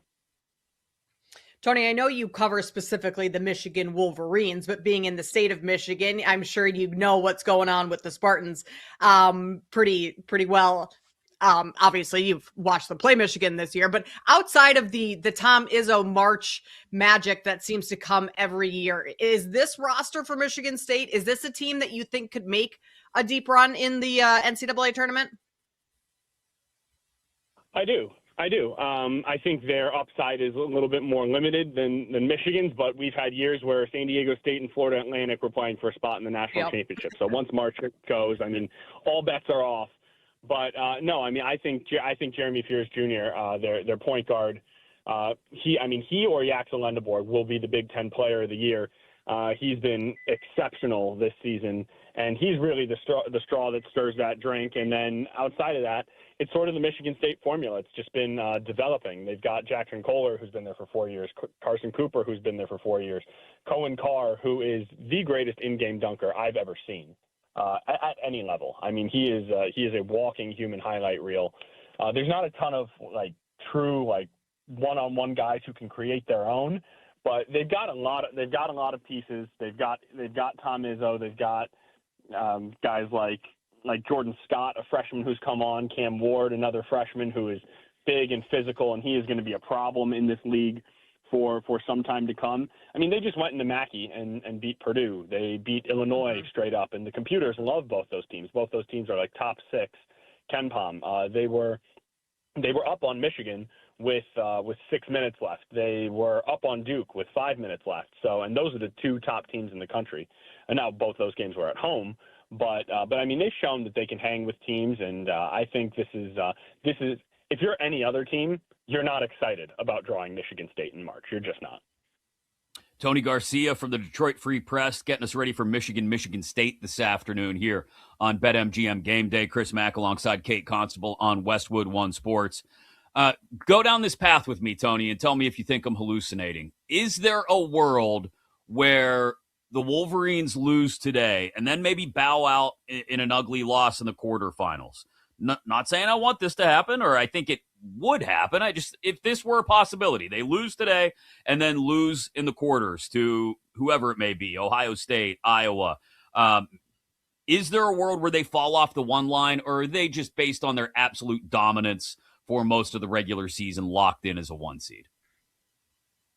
Yeah, no, it's a worthwhile question, but they are firmly locked into the 1 seed. There is nothing at this point. I mean, they would have needed to lose to Iowa, lose to Michigan State, lose the quarterfinal. So they would have had to lose 3 games in a row after losing only 2 of their first 30. And then maybe they would have been able to be bounced off. But I've seen some bracketologists who still would have had them on the one line. But no, at this point, there's not enough room for a bad loss that you could take. Michigan State at home, that's the number 8 team in the nation. So that's still a quad 1A game. No, and their body of work speaks for itself. They've beat Gonzaga, they've beat Auburn, they've beat Purdue on the road, they beat Illinois on the road, they beat Michigan State on the road, they beat Nebraska when they were top 5 at home. They were in a tight game with Duke, and really, they could have just opted to not play that game, scheduled some directional school from in the state, and they'd be 29-1 right now. They've won 15 straight games in the Big Ten, which is at worst the second best league in the country. No, they have done everything that you need to do to be a firm 1 seed. Tony, who is the biggest threat to Michigan in the tournament? And obviously that's talking about the other, number 1 or number 2 seeds, some of those top teams. I know we don't know how the brackets are going to shake out, but if there's one team that, and maybe they meet in the national championship game, but one team that you really don't want to see matchup wise, who is that? Well, Duke already proved that they can be a problem. So, I think Duke would have to be on the short list of that answer, but that might be a little bit of a boring answer. I'll probably just go with the other 2 teams that are going to be 1 seeds. It's going to be Arizona or it's going to be Florida. Florida is the defending national champion. They are surging right now. They just won the SEC outright. And, they've got the experience and they just know what it takes at this time of year. And then Arizona was the team that was the 1 seed for the number 1 overall team in the country for much of the year. They ended up losing twice in 1 week, and that bounced them just to like 3 or 4, but they haven't lost again since in a month. They are kind of like Michigan, where they're big, they're deep, they're balanced. They have about 5 or 6 different guys scoring between 10 and 14 points, so anybody can beat you. And I feel like they can match up with Michigan in a lot of ways. So I really feel there is a notable drop-off. Not that any of the 2 seeds or 3 seeds couldn't beat a 1 seed, but the top 4 teams in the country, and maybe you could throw UConn in that mix as well. I think there's just kind of half a tier below, while the other 2 seeds, like the Michigan States, the Iowa States, they are a full step below. So there's a couple teams, but if Michigan, the way I've been saying it this year is this: if Michigan plays its best game, I don't think there's a team in the country that can beat them. But if they don't, and they're just playing a solid game, there's a handful who could grab them and end this magical season. Tony, before we let you run, you also cover Michigan football, obviously. You're a Heisman voter. I saw you were covering the Sharon Moore hearing the other day. Just how are things going within the football program, as you can tell so far, trying to transition away from the Sharon Moore nonsense and put that as quickly behind them as possible, and how is Kyle Whittingham adjusting to Big Ten life? Yeah, well, really, it remains to be seen because spring ball doesn't start here for a couple more weeks. I know the people I've spoken to said there's sort of been a reinvigoration in sort of this off season, the winter conditioning, strength and conditioning program, because the previous strength coach who they had was a holdover from the Jim Harbaugh era, but his name was Justin Tress. He worked under Ben Herbert, who had done it before, and it sort of felt like things had gotten a little stale, just doing the same thing over and over. And someone who had learned from someone and then is trying to emulate them, but maybe just didn't quite have the experience to do it. Now there's a lot of new juice, a lot of new faces in the building. And so everybody's sort of in a tryout period, right? And so everybody's putting their best foot forward, and sounds like those things are going well. They did a really good job in the offseason with retention. They lost a couple of key players, Justice Haynes going to Georgia Tech, and Cole Sullivan, a linebacker, going to Oklahoma. But they kept their offensive line together. They got a number of additions in the transfer portal as well, many from Utah, from Kyle Whittingham's old stomping grounds, a couple from BYU. And so they're rebuilding this thing. I mean, I think the main thing for this upcoming season is they just have an extremely difficult schedule. They have to play Ohio State on the road. They have to play Oregon on the road. They welcome in the defending national champion Indiana Hoosiers. They've got Iowa. They've got maybe a Michigan State team that could be a little frisky. They've got Penn State. So and they got Oklahoma in the non-conference. So it is a very difficult slate. I think if they had this schedule that they had this year, which was really not very difficult at all, I would feel very comfortable saying they win 9 or 10 games and could compete for the playoff just based on how they added depth to their quarterback room and remade their offensive line. But this next year, I think you could have the same record or worse, but be a better team than you were this season. So time will tell how Kyle Whittingham, who spent his whole life in Utah, fares here in the Midwest. Tony, appreciate the time. Great insight on Michigan basketball and football there at the end as well. Look forward to checking you out during the tournament as long as the Wolverines are alive, which should be for a while. Thanks again. Yep. Thanks for having me, guys. Absolutely. Follow him on social media at Real Tony Garcia. Tony Garcia, Michigan beat writer, both basketball and football for the Detroit Free Press. It feels like the Wolverines, Kate, are one of those teams that I don't want to say slipped off the radar because they were the most dominant team in the country for much of the season. But after the loss to Duke and over the last week or two, it feels like people have just lost sight maybe a little bit of just how dominant they were and how good they are.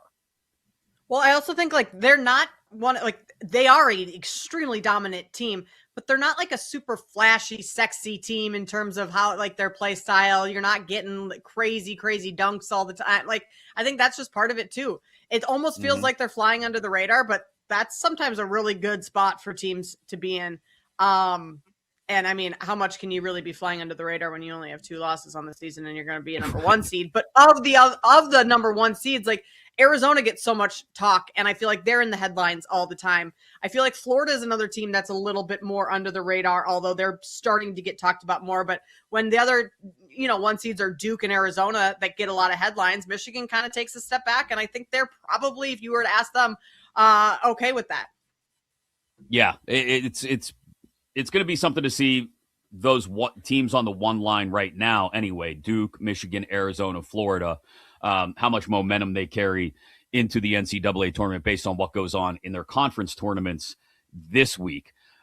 We will get back into the discussion about Max Crosby being dealt to the Baltimore Ravens for 2 first-round picks. That on the way. Top of the hour, Stephen Nesbitt of The Athletic to talk about the World Baseball Classic. Could Tarek Skubal, in fact, pitch another game for Team USA, even though that wasn't the plan coming into the WBC? And how would the Tigers feel about that? Celtics took a 20-point lead to the half on the road in Cleveland, and Jason Tatum's second game back, 14 points in 15 minutes in the first half for Tatum.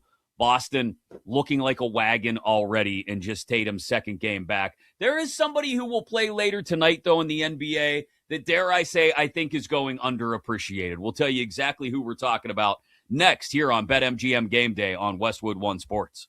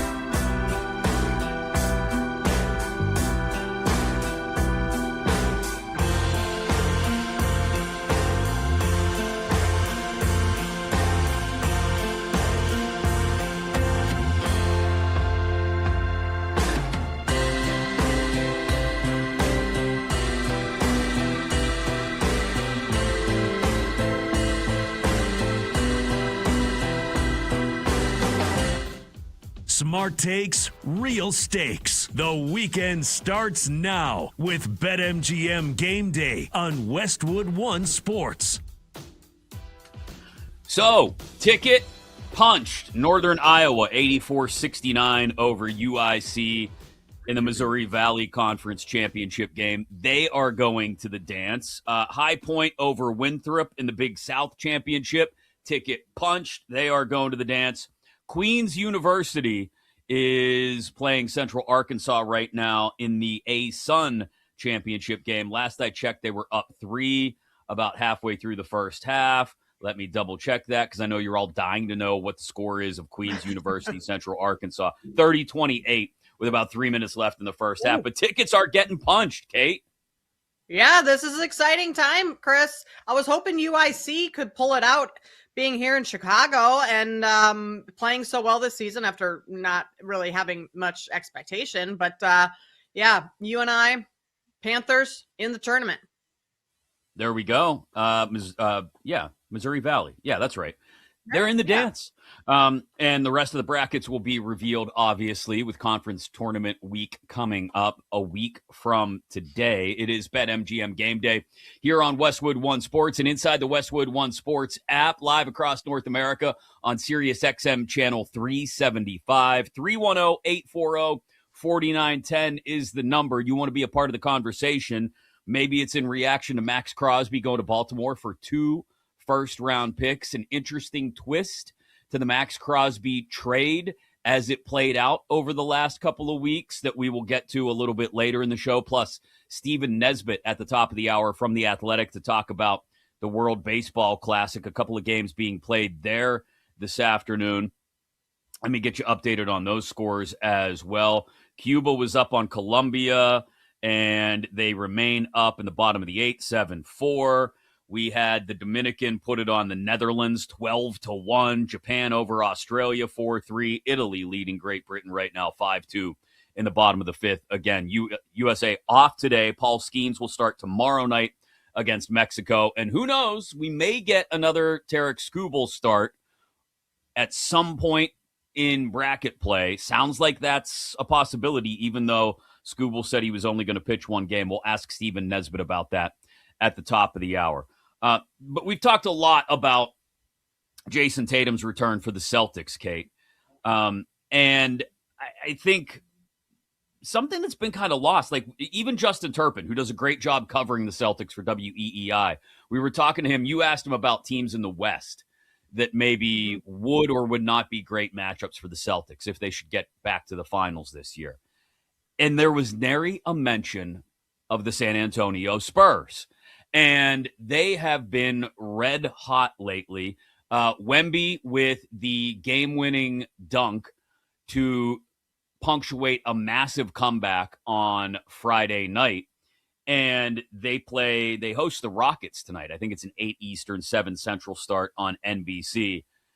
Am I like getting way too out over my skis to think that maybe Wemby's being a little underappreciated? Because we hear nothing but positive things about Wemby. No one ever says, oh, Wembanyama is not doing enough for the Spurs, obviously.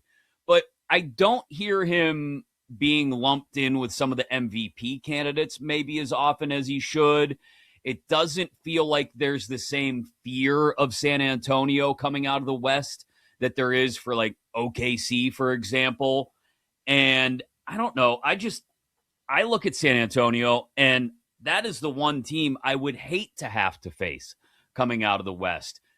Wemby pushed back around the All-Star break on the, oh, maybe you're a year ahead of schedule narrative. Maybe they are, but like this has to be one of the most impressive second seasons we've seen from an elite player in a long time. And I don't know if Wemby's necessarily getting the same level of love that maybe he should be. I don't know. Maybe I'm just being sensitive to it for some reason. No, I think you're onto something there. And especially in the MVP market right now, I mean, Cade Cunningham is ahead of Wemby. And Cunningham's had an incredible season as well. So, like, you can't really, like, you don't want to take anything away from Cade Cunningham. And then, of course, you have SGA and Jokic who are above Wemby as well. I think part of where, like, some of Wemby's greatness gets lost is that, yes, on most nights, his stat line is crazy. Like it was the other night. 27 points. He shot, 52% from the field, 10 rebounds, 4 blocks, 1 steal in a win. And then that game sealing dunk that you talked about. But then you also have games where, against the Sixers, a couple, just last week, he only had 10 points in that game. Granted, you had 6 blocks, 3 steals. Like, you could go through that again. But you can also look at the box score in that and go, okay, well, Wemby was a plus 41, which is like, okay. So when he's on the floor, this team is just dominant, and he makes the rest of his teammates so much better because of how much attention that Wemby generates. And those are types of things that don't always show up in the stat sheet. And so maybe that is part of it too, why he doesn't get quite as much. I think he's certainly talked about, but you're right. Like, just looking at him, a player like him is crazy with his size and his ability to handle the basketball and get to his spots and shoot threes and stuff. But then also when you look at his numbers, sometimes those get lost by the wayside because every once in a while he'll have a 10-point game, a 12-point game where that's not standing out to you like a Shea 40-point, night, a Cunningham 40-point night, that type of stuff. This segment sponsored by Progressive Commercial Insurance, protecting small businesses with affordable coverage options. Quote today at progressivecommercial.com. Maybe we'll have to wait to see how deep San Antonio goes into the playoffs to see if we actually get that appreciation for what Wemby and the Spurs are doing. But it's increasingly giving me, and I know Kenny, who's filling in for Grant today on the board, has mentioned this several times. It's increasingly giving like early Orlando Magic, Penny Hardaway, Shaquille O'Neal vibes in the way that a young team is really pushing themselves all the way to the forefront when maybe they weren't expected to. Well, were we ready for OKC? Were they were a young team. They were the youngest team in the NBA when they won. And I know they went through their battle scars the year before, and maybe that was enough, but a young team can still win. Yeah. And I think sometimes we get ahead of ourselves with that ahead of schedule narrative. WBC, we are in the thick of it. Stephen Nesbitt of The Athletic joins us next here on BetMGM Game Day.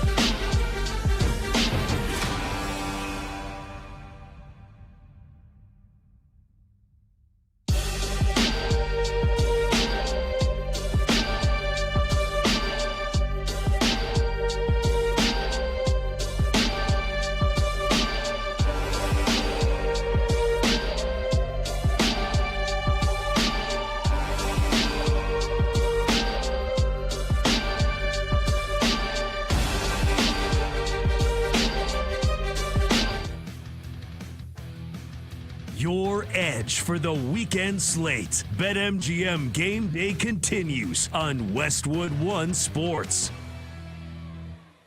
An interesting twist. Very interesting twist coming up in the Max Crosby leaving Las Vegas saga in about 20 minutes here on BetMGM Game Day on Westwood One Sports, live across North America on Sirius XM Channel 375. Chris Mack alongside Kate Constable. The World Baseball Classic going on, though, as well. We'll talk to Stephen Nesbitt of The Athletic in just a moment. But don't forget, the world's top baseball stars going head-to-head in the WBC means you can join the excitement and make your WBC moment when you bet with boosted odds. Activate your Odds Boost token for any WBC bet, and you'll receive a bigger payout if your bet wins. Could we get Tarek Skubal making another start in the WBC after we thought we were going to get just the one and then he'd be out? Sounds like he's thinking about it. Paul Skeens goes tomorrow against Mexico in pool play. Let's talk to my good friend Stephen Nesbitt. Stephen, joining us here on BetMGM Game Day. Thanks for making the time, my friend. We appreciate it. What do you think of the WBC so far? If we could get everyone to celebrate the way the Dominican team celebrates all the time, I don't care if it's just a measly solo home run in the middle of June. I am taking guys dancing around the bases after every home run every time if we could get it the way the team from the Dominican Republic celebrates, Stephen. Dude, I would take that every day of the week. It's so the Junior Caminero, if you didn't know about him from this tournament, if you didn't know about him from his great rookie year, from the home run derby, you probably saw him originally as a not even major leaguer yet, playing in Dominican winter ball, having one of the most iconic home run celebrations of all time, and he has now brought that back to the global stage of the World Baseball Classic. It's a great time, man. As someone who has always been a fan of international baseball, it's a pretty fun celebration of the game, and I think most people can accept it for that. And if you do, I think you're going to have a good time with the event. Stephen, what have you thought of Team USA so far? Pitching's been pretty dominant. Hitting the other day or yesterday, great. Just your overall thoughts of their performance so far. Yeah, they've showed up well. I mean, it's such a privilege to have the opportunity to move in. I think 4 guys into the lineup yesterday, and then once they got to the 5th inning, that finally clicked. But I mean, you look up and down that lineup, there are just no holes. The weakest hitter is Ernie Clement, a guy who kind of owned the postseason this last October. It's a pretty special group of hitters, and then the pitching all comes down to who do you have available to pitch when, and we still don't really know the answers to that. The way that we expected this to be scripted was that Logan Webb was going to take the ball a couple times. Paul Skeens would take the ball twice, including tomorrow against Mexico, and then Tarek Skubal would take the ball just one time against Great Britain. And for a while, that looked to be like a real kind of just a shame, I think, for all the excitement of him, the 2-time Cy Young winner, the man who's about to be the richest pitcher of all time. To only take the ball once since Great Britain, like a little bit of a bummer, but it turns out that ended up being kind of an important stretch of innings for him to cover. Great Britain really held on for the first half of the game, and then as soon as he gets out of the game, then Ken Rosenthal is asking him, "Is there any chance you pitch again?" And you could just tell through the TV that this guy was not ready to write off this experience and say, "Yeah, this is all I had to give." And so clearly, this is all very much ongoing. But I think it is important to answer your question, like, to how do I feel about them? How do I feel about them moving forward? Well, if you tell me that you have Tarek Skubal pitching the final instead of Nolan McLean, who's great, who's one of the best young pitchers in the game, that changes the calculus quite a bit about how you feel about this team. And so, yes, Team USA has the greatest collection of talent they have ever brought to this event. But there are some really, really good teams out there. And so the pitching is what's going to really be the differentiator. And the big difference in this tournament is they have the pitching if they can just get it to pitch at the right time. How do you think that discourse is right now between Tarek Skubal, Scott Boras, Team USA, and the Detroit Tigers about what you noticed, like everybody else did? These guys have a desire to represent their country and be as much a part of this as they can, but then also knowing that given how it may or may not line up for opening day, that it may just not make sense for Skubal to be back out there again. Yeah, it was also interesting on the broadcast hearing Adam Wainwright pretty immediately push back against the notion that it just won't work, right? That Ken Rosenthal laid out the timing of, he could pitch 5 days from now for the Tigers and then 5 days later in the final, but then he'd only have 9 days or, some odd number until opening day. And this might not work. And Adam Wainwright on the broadcast is like, no, he could totally do it if he wanted, because you're right. There are all these players involved. It is not just the literal player, Tarik Skubal. It is Scott Boras, his agent, who would like to see him safely guided to this October or November healthy to sign a ridiculous contract. But also the Tigers, who had sort of an agreement in place with Boras and Skubal's camp and with Team USA about how they're okay with him being used. But ultimately, it does appear to be coming down to the player first and foremost. The Tigers, what I don't know, you two, is I don't know whatever agreement he had with the Tigers. I can't imagine it's something that's binding that couldn't change based on the whims of how he's feeling after going once. Now that there could be the case that there's something a little more ironclad in place that they had agreed to, but I have to imagine he's able to break it if he wants to. And it seems like he's at least weighing his options here, because you would imagine that Scott Boras would be happy for him not to pitch again, and you're certain the Tigers would be thrilled for him not to pitch again in the WBC. But Skubal appears to feel the weight of the country on his shoulders here, and I think he and then every fan out there are the only ones, air quotes, rooting for him to pitch again for Team USA. So the buy-in from the players, I mean, especially getting Skubal and Paul Skeens, Aaron Judge to play this year, significantly different than the last World Baseball Classic. And now you have Skubal wanting to potentially stay on after his first start and play even more. So how has the buy-in changed from the last time this took place for Team USA to where we are now and just the excitement around it? Yeah, it's changed dramatically. If you look at the whole sort of lifespan of the WBC, we just hit 20 years going back to 2006 and the first one they had. They always had good lineups. Team USA always had good lineups, and it's not hard to see why. First off, there's a ton of hitting talent across the major leagues, a ton of American hitting talent, and it's not such a risk for a guy to go out there, and he's going to be hitting in spring training games anyway. You don't consider there to be hugely elevated injury risk for a position player as compared to a pitcher. And so the U.S. always had good lineups with the pitching staffs. It almost felt like it got worse and worse over time. Less willingness for the top pitchers, probably both on their club side and the player themselves and their agent, to go pitch in this event. And so the big turning point here was it wasn't after 2017, right? 2017, Adam Jones robs Manny Machado. The U.S. wins. I think the event gained some momentum there, but it was, in my mind, completely 2023 when you have this iconic moment of Shohei Ohtani walking off, striking out Mike Trout. And I think there is something good for the U.S. audience to see Team USA as not the favorite, to see Samurai Japan as this juggernaut that they need to take down, the team that's won 3 times in this event. The U.S. has only won once.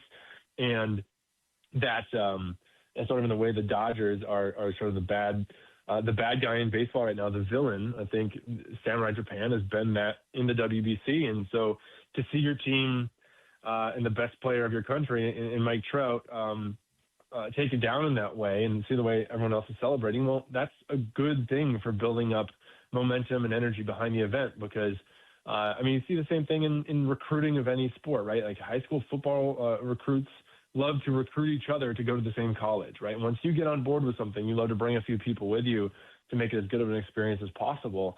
And you saw some of that this past year as Aaron Judge committed, I think, way back in April last year, and Paul Skeens was in May, and there really was just this long build-up of saying, okay, if you're in, then I guess I want to do it too. And so they put together a pretty incredible roster, and the bottom line is, if players care about it, that's all that truly matters. Fans would get on board in that case. In this case, the fans got on board first, and the players that came around after five or so cycles of the WBC. But here we are now, and I think everyone's really on board. And I imagine if this is successful, even if the U.S. loses in the semis or in the finals, you're going to see players really enthusiastic about getting a chance to play again 4 years from now. Stephen Nesbitt covers Major League Baseball and is all over the WBC for The Athletic. Joining us here on BetMGM Game Day on Westwood One Sports. Chris Mack alongside Kate Constable. All right, let me pivot away from the fun and the joy of the WBC towards the business of baseball, Stephen, because if this WBC were on a 4-year cycle rather than a 3-year cycle, well, it probably wouldn't happen next year because players are going to be locked out, or maybe it would still happen without Major League Baseball's involvement. I find that hard to believe, though. Next spring could be very messy, and it could start in December. Just what are you hearing is the latest on just how hard the owners and Major League Baseball are willing to push for a cap, hopefully a cap and floor style system, and how contentious it may be from the players pushing back against that? Yeah, well, from the ownership side, they tend to say very, very little publicly. So the Ilitch is in Detroit. There was a statement that came out of Tigers camp not long ago with Cody Stavenhagen and the Athletic writing this, that they basically are saying we're going to let the league handle any sort of communication about this topic. And that's, I think, how many are going to do it. They're going to defer to what the league says here, and the league sort of occupies this position the commissioner does as someone who is going to report to all 30 owners and try to do what's right by them. As much as we'd like to think of the commissioner as sort of a steward of the game, doing what's in the best interest of the game and doing whatever fans would like to see, that really is the job. And it becomes even more important of the job every few years when a CBA negotiation comes up. The job is to get a good deal done for the owners from a labor perspective. And so owners aren't coming out and saying it's salary cap or bust here. But we know what the response is from players. Players, if that gauntlet is thrown down by owners, they are willing and ready to miss many games to put up a fight. And so there's not often a negotiation where it's an absolute yes or an absolute no.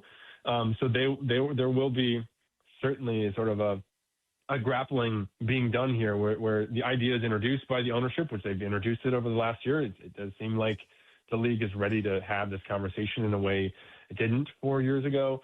And once that conversation is really approached at the bargaining table, which has not happened yet, then we'll see how the player reaction is. We'll see how much, how dead set ownership and the league are on actually making this a serious push, because you can make an easy argument that it's a terrible time for the league to make such a large move, because it's going to be met by a prolonged lockout. It's going to be met potentially by missing games.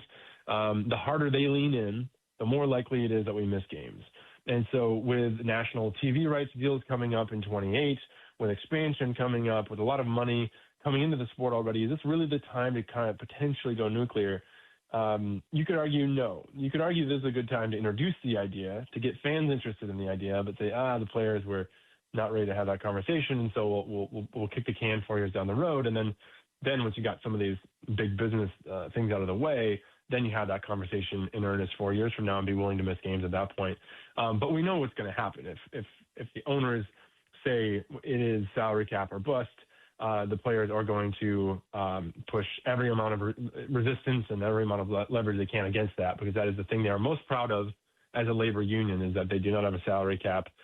Much as small market fans and teams would love to have salary cap from the top end, the small market teams would like salary cap floor from a fan perspective is what they would like. Of course, Chris and I, coming from a Pittsburgh background, are very aware of that dynamic.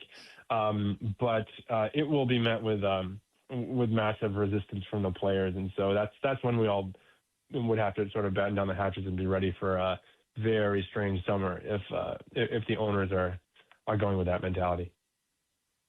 As someone who covers the league extremely close, do you think, in your opinion, would the league benefit from a salary cap? So the league itself would certainly benefit. Yeah, the league would love it. Would the competitive balance benefit, is what you're asking? Yes, more of that. Yeah. I don't know, because I'll say this. Anytime you make a statement on this, you're going to be accused of shilling for one side or the other. So I'm going to do my best to to state my perspective as cleanly as possible. I think if you were starting a league from scratch today, you would have a salary cap to offer a system of checks and balances and keep everyone in basically the same ballpark. Now, I don't think you can divorce context and history from where baseball is, and so I don't think you can say just because I would create a league in a certain way, then this league that's been around since the 1800s also could just naturally fit into a salary cap. It's a huge fight. It's been a huge fight in every league, and baseball would be a bigger fight than any other we've seen. And so, is it worth all of the? Would it be worth all the consequences of that massive battle to get a salary cap? I certainly don't know that would be true, and I still don't know that fans would come away satisfied with what they're getting with a salary cap. Maybe they would, maybe they wouldn't. I'm not really trying to make a case for either, but we see other leagues that have what seem to be real massive competitive balance issues, and they all fit within a cap. Fans would feel like they have there are a couple of mandated stars that occupy a ton of the cap, and then just filler players around them. Players that salaries that just balloon and balloon for the best of the best players, and the rest are just tucked in at minimum salary, that sort of thing. There are still going to be teams that dominate in no matter what system, that find a way to do it, that are smarter, that are better at developing, better at drafting and all that. And so it is not a quick fix, but in an age when fans have a perception that the game is broken, that the competitive balance of the game is broken, then a salary cap would certainly help that perception. And maybe the league cares enough about that it thinks that would be a solution. That is a man very adept at maintaining a journalistic sense of impartiality. The great Stephen Nesbitt of The Athletic. Thanks so much for taking a few minutes to join us this afternoon, my friend. You bet. Have a good one, guys. Yeah, we'll see you. Stephen and I, as he alluded to there, spent some time together covering the Pirates a while back when I was doing pre- and post-game radio for them, and he was their beat writer. So it is a very touchy subject that, again, credit to Stephen for handling. I mean, you dropped a red-hot, steaming ball I totally of put him lava on in the his spot. hands, and he handled it really well. He did. Stephen, if you're still listening, I apologize. That I shouldn't have, I shouldn't that's have our gone there and job. done that to you. But I was curious. As someone who's not my baseball fandom, Chris, and my baseball knowledge is at the bottom of the totem pole in terms of my sports knowledge. And so those are questions that I'm wondering. It's fair. It's fair of us to ask Stephen, and it's also very fair of him to answer it the way he did, because it's his job to walk into all these clubhouses and talk to these agents and not have everybody casting him an evil side eye because he supports one side or the other. So I love Stephen. Great insight from him on both WBC and where Major League Baseball stands in what will surely be an interesting labor negotiation throughout the course of the rest of this year. It is BetMGM Game Day here on Westwood One Sports. I mentioned earlier that there was a very interesting twist to this Max Crosby leaving Las Vegas storyline that has something to do with Tom Brady. We talked about Alex Guerrero, Tom Brady's fitness guru, earlier having a role inside the Raiders facility. Well, it turns out that on the way out the door, Crosby's future may have also been decided somewhat by something Brady did. We'll fill you in on the details that are being reported coming up next here on BetMGM Game Day on Westwood One Sports.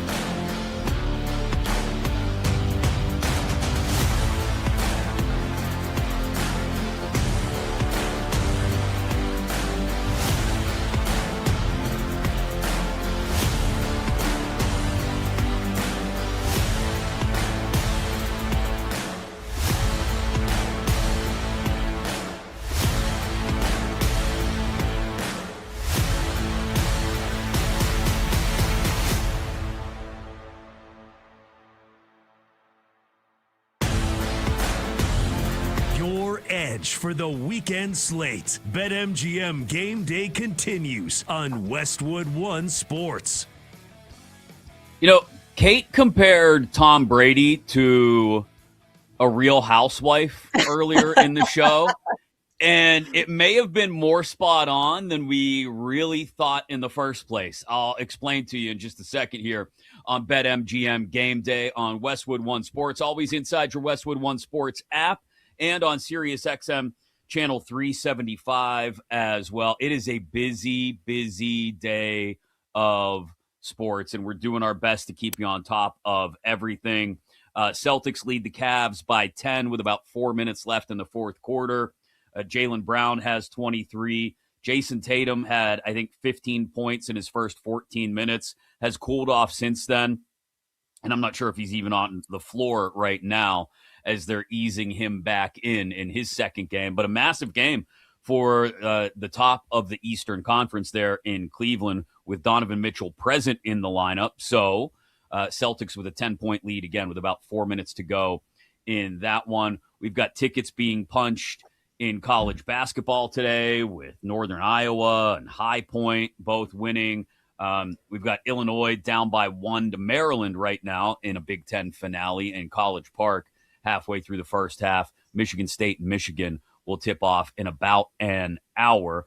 Like I said, we got you covered for all of it here on Westwood One Sports. But we talked about the Max Crosby deal earlier, Kate, to Baltimore, 2 first-round picks, and how Alex Guerrero, Tom Brady's sort of nutritional guru, had played a part in that as he's in Raiders headquarters, kind of acting as Brady's proxy, as it were, while Brady's handling his broadcasting duties during the season. And apparently the way Guerrero handled Crosby's benching, for lack of a better way to put it, at the end of the season when they wanted to make sure or try to make sure they lost their final game, ensure they've got that top overall spot in the draft to draft Fernando Mendoza, rubbed Crosby the wrong way. He didn't take kindly to it, walked directly out of the building, as Judy Batista had told us earlier. We'd heard that previous in several reports. Apparently Brady is, despite having Alex Guerrero kind of running things to an extent for him in the building, is still very active and very involved, to the extent that at the end of the little blurb written at ESPN.com this morning by Jeremy Fowler about the Max Crosby deal, and credit to Mike Florio, Pro Football Talk, for pointing this out, there's this very interesting sentence. One person involved in the trade made an interesting point about the Patriots' chances at Crosby. Quote, "No way Tom Brady was sending Max Crosby to Mike Vrabel." So there you go. There's your Real Housewives level of petty from Tom Brady, who will do whatever is necessary to keep the Patriots from being as good without him as they were with him. I didn't think he quite had that in him the way Belichick has clearly had it in him post New England, but Tom does. Turns out it's there. Chris, I did not think about this aspect prior to, this trade and everything going down, but it makes perfect sense. And the writing was on the wall. Brady was dropping Easter eggs even before the Super Bowl. Remember when he said that people asked who his rooting interest is, and he's like, I'm just kind of right down the middle. I don't really have one.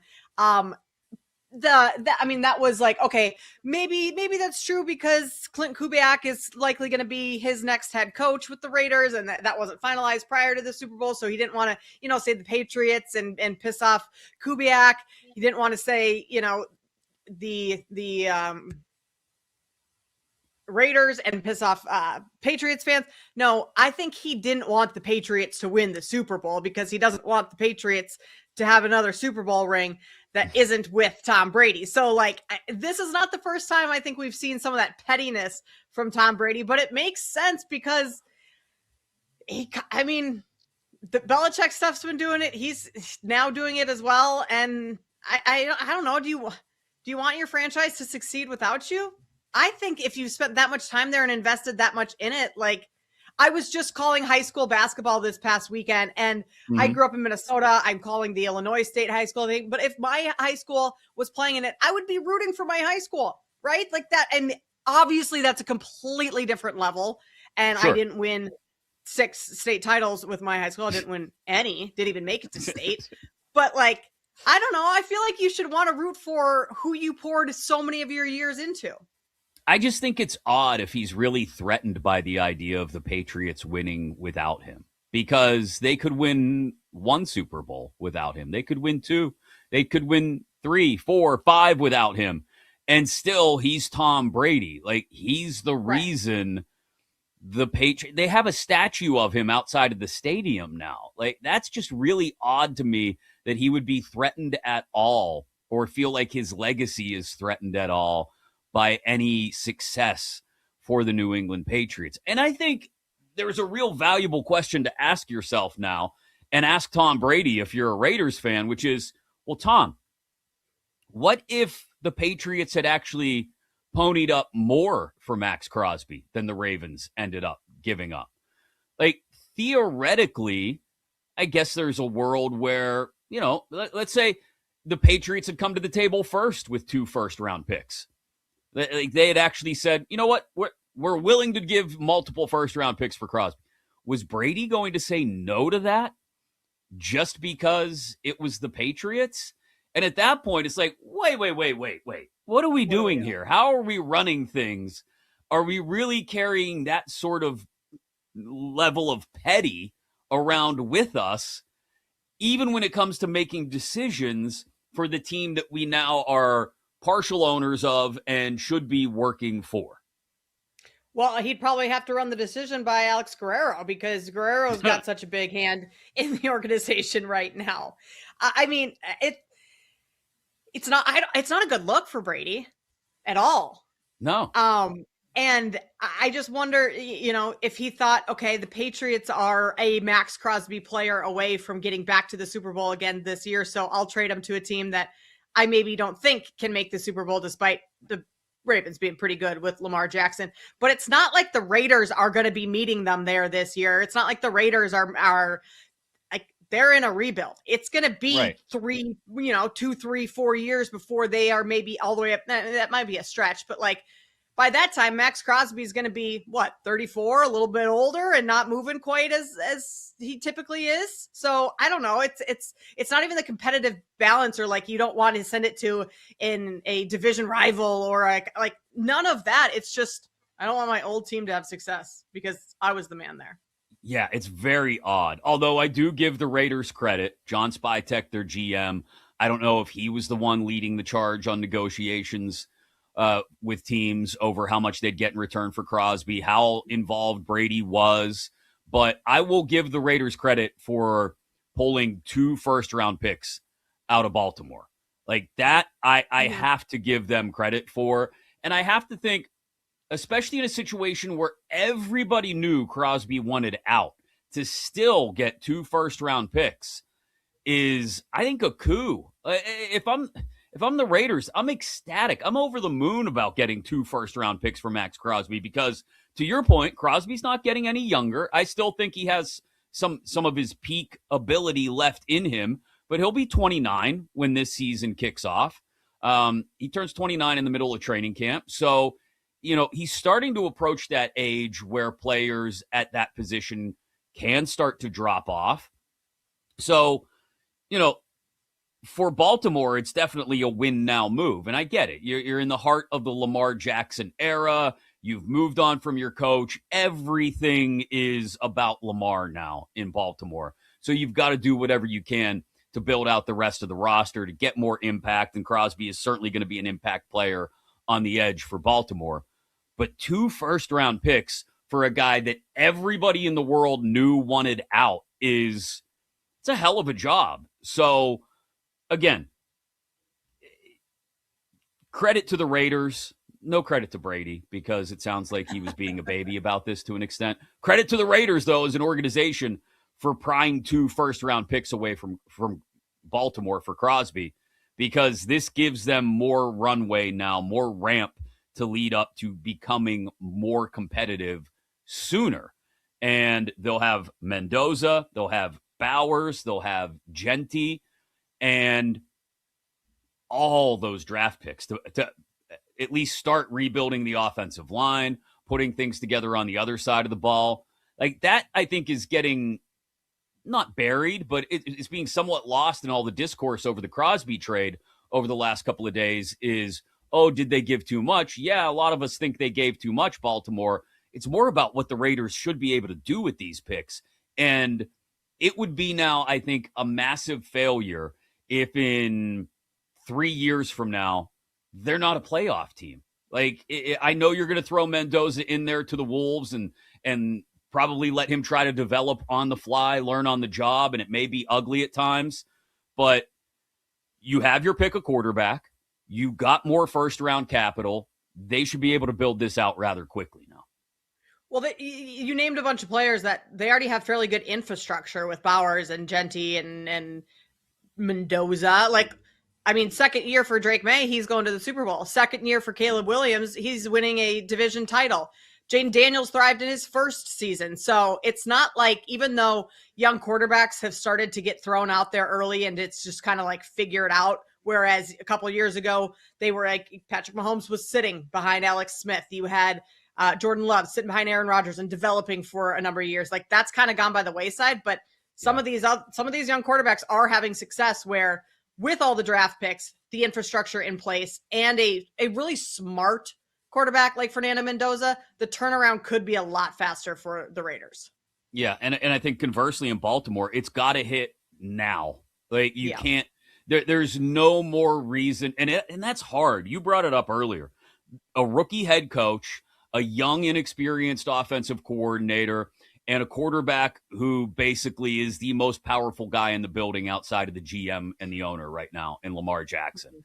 It has to go well for Baltimore this year. They can't afford to miss the playoffs on a missed field goal again. They can't afford to not make a run in the playoffs. Like, if I were a Ravens fan, after giving up 2 first-round picks for Max Crosby and basically doing everything Lamar Jackson wanted you to do this offseason, short of maybe going out and getting another receiving target, which they still may do in free agency, short of all that, like, you've got to be in an AFC championship game, or I'm disappointed at this point.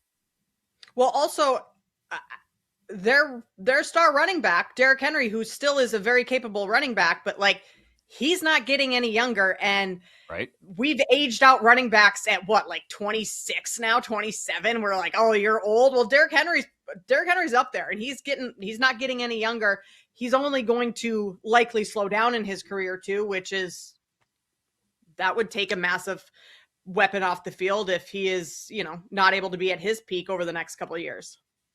Yeah, it's got to be, like I said, AFC championship game or bust for Baltimore, which I got to think is hard given how stacked the AFC is with maybe not great teams like we said earlier, but very good teams, and having to fight your way through Buffalo and New England and the Chargers and the Broncos and even the Bengals in your own division, right? Who you never know when they may come back around. So it's raised expectations in Baltimore, and I don't know if they can necessarily pay off on them right away. And if they don't, it's going to leave a whole bunch of question marks, as Jonas Schaefer told us earlier from Baltimore, who covers the Ravens.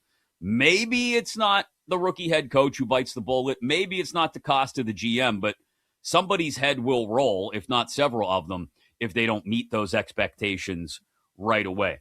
Coming up next here on BetMGM Game Day on Westwood One Sports, we've had a great, grand old time. We'll update you on everything that's going on in the world of sports and look back on the best moments from the show as we hand out our 3 stars of the day. That's next here on BetMGM Game Day.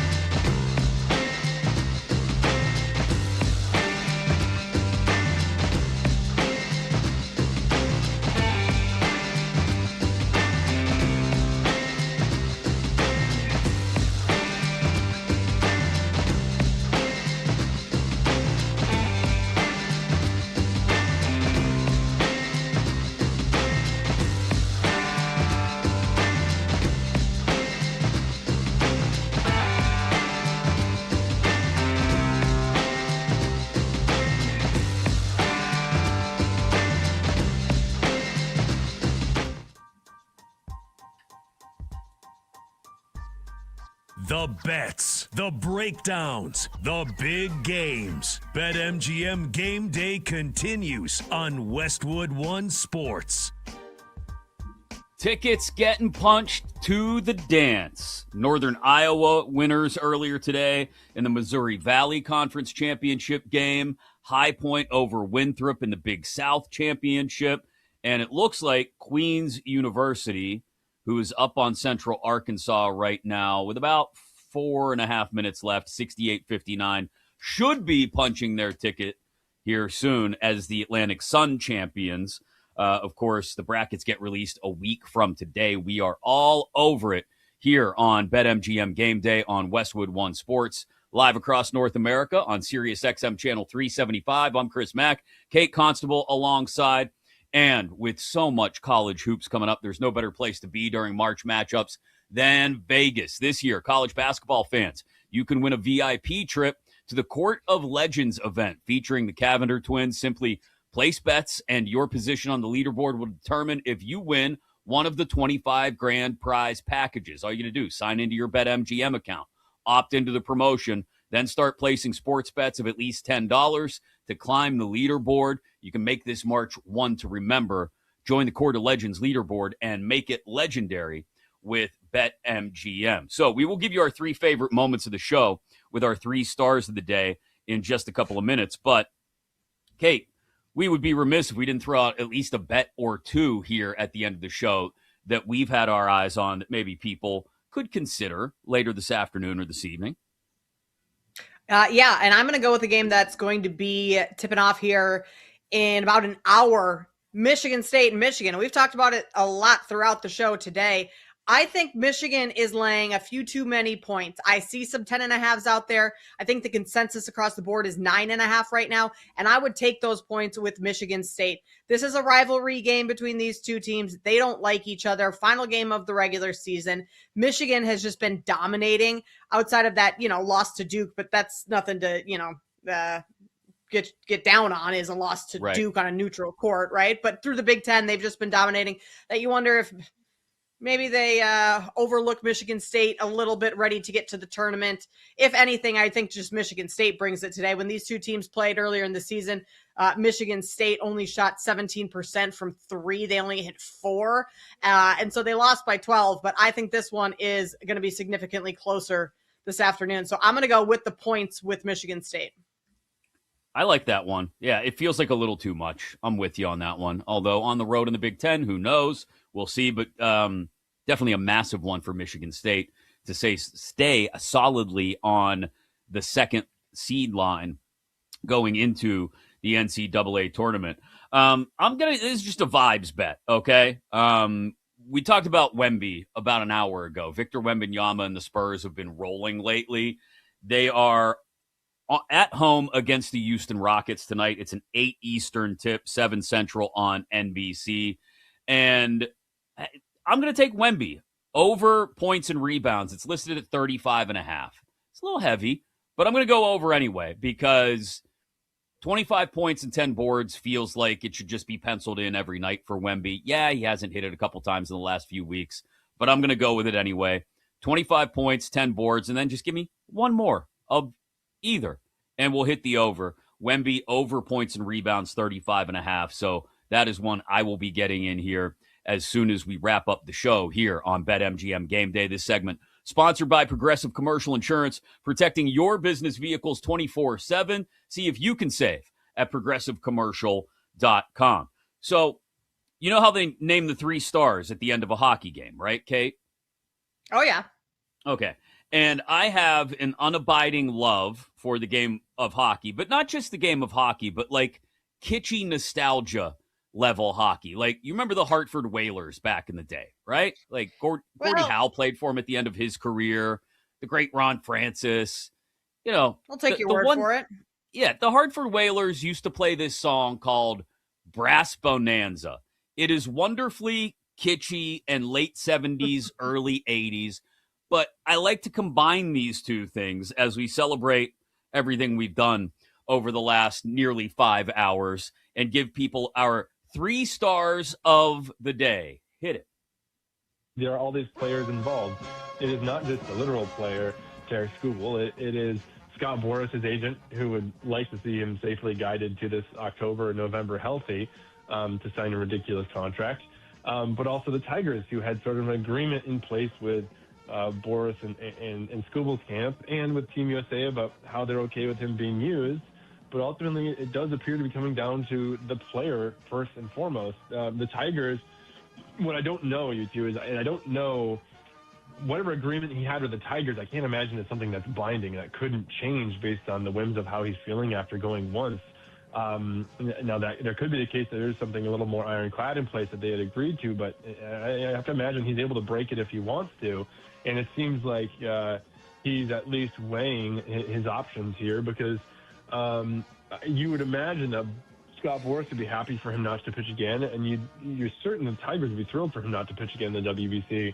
But Skubal appears to feel the weight of the country on his shoulders here, and I think he and then every fan out there are the only ones, air quotes, rooting for him to pitch again for Team USA. Stephen Nesbitt of The Athletic just a little while ago here, and you hear Brass Bonanza in the background. Perfect music as we present our number 3 star of the day. Stephen talking about the idea of Tarik Skubal, Kate, maybe giving it one more go during the WBC. I just love the fact that he pitches what he had planned, his one game, and then he's like, that was too much fun. I got to be back out here for another one, right? Like, I love the buy-in. I love that he's so excited about it. I, as a fan, hope he pitches again in the World Baseball Classic. I know the Tigers probably don't, but as fans, I think most people would agree on that. I mean, come on, a championship game maybe against Japan and Skubal against Ohtani. Come on, give it to me, please. All right, our number 2 star of the day. 2.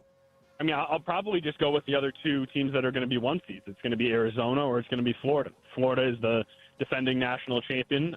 They are surging right now. They just won the SEC outright. And, I mean, they've got the experience, and they just know what it takes at this time of year. And then Arizona was the team that was the 1 seed for the number 1 overall team in the country for much of the year. They ended up losing twice in 1 week, and that bounced them just to like 3 or 4, but they haven't lost again since in a month. They are kind of like Michigan, where they're big, they're deep, they're balanced. They have about 5 or 6 different guys scoring between 10 and 14 points, so anybody can beat you. And I feel like they can match up with Michigan in a lot of ways. So I really feel there is a notable drop-off.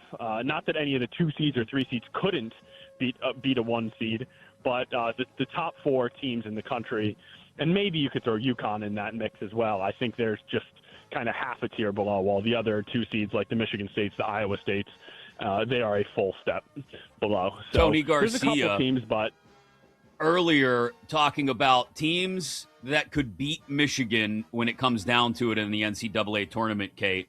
I didn't hear Duke mentioned in there. Did you? I did not. Maybe that's because Duke already beat them, but I didn't hear it in that explanation.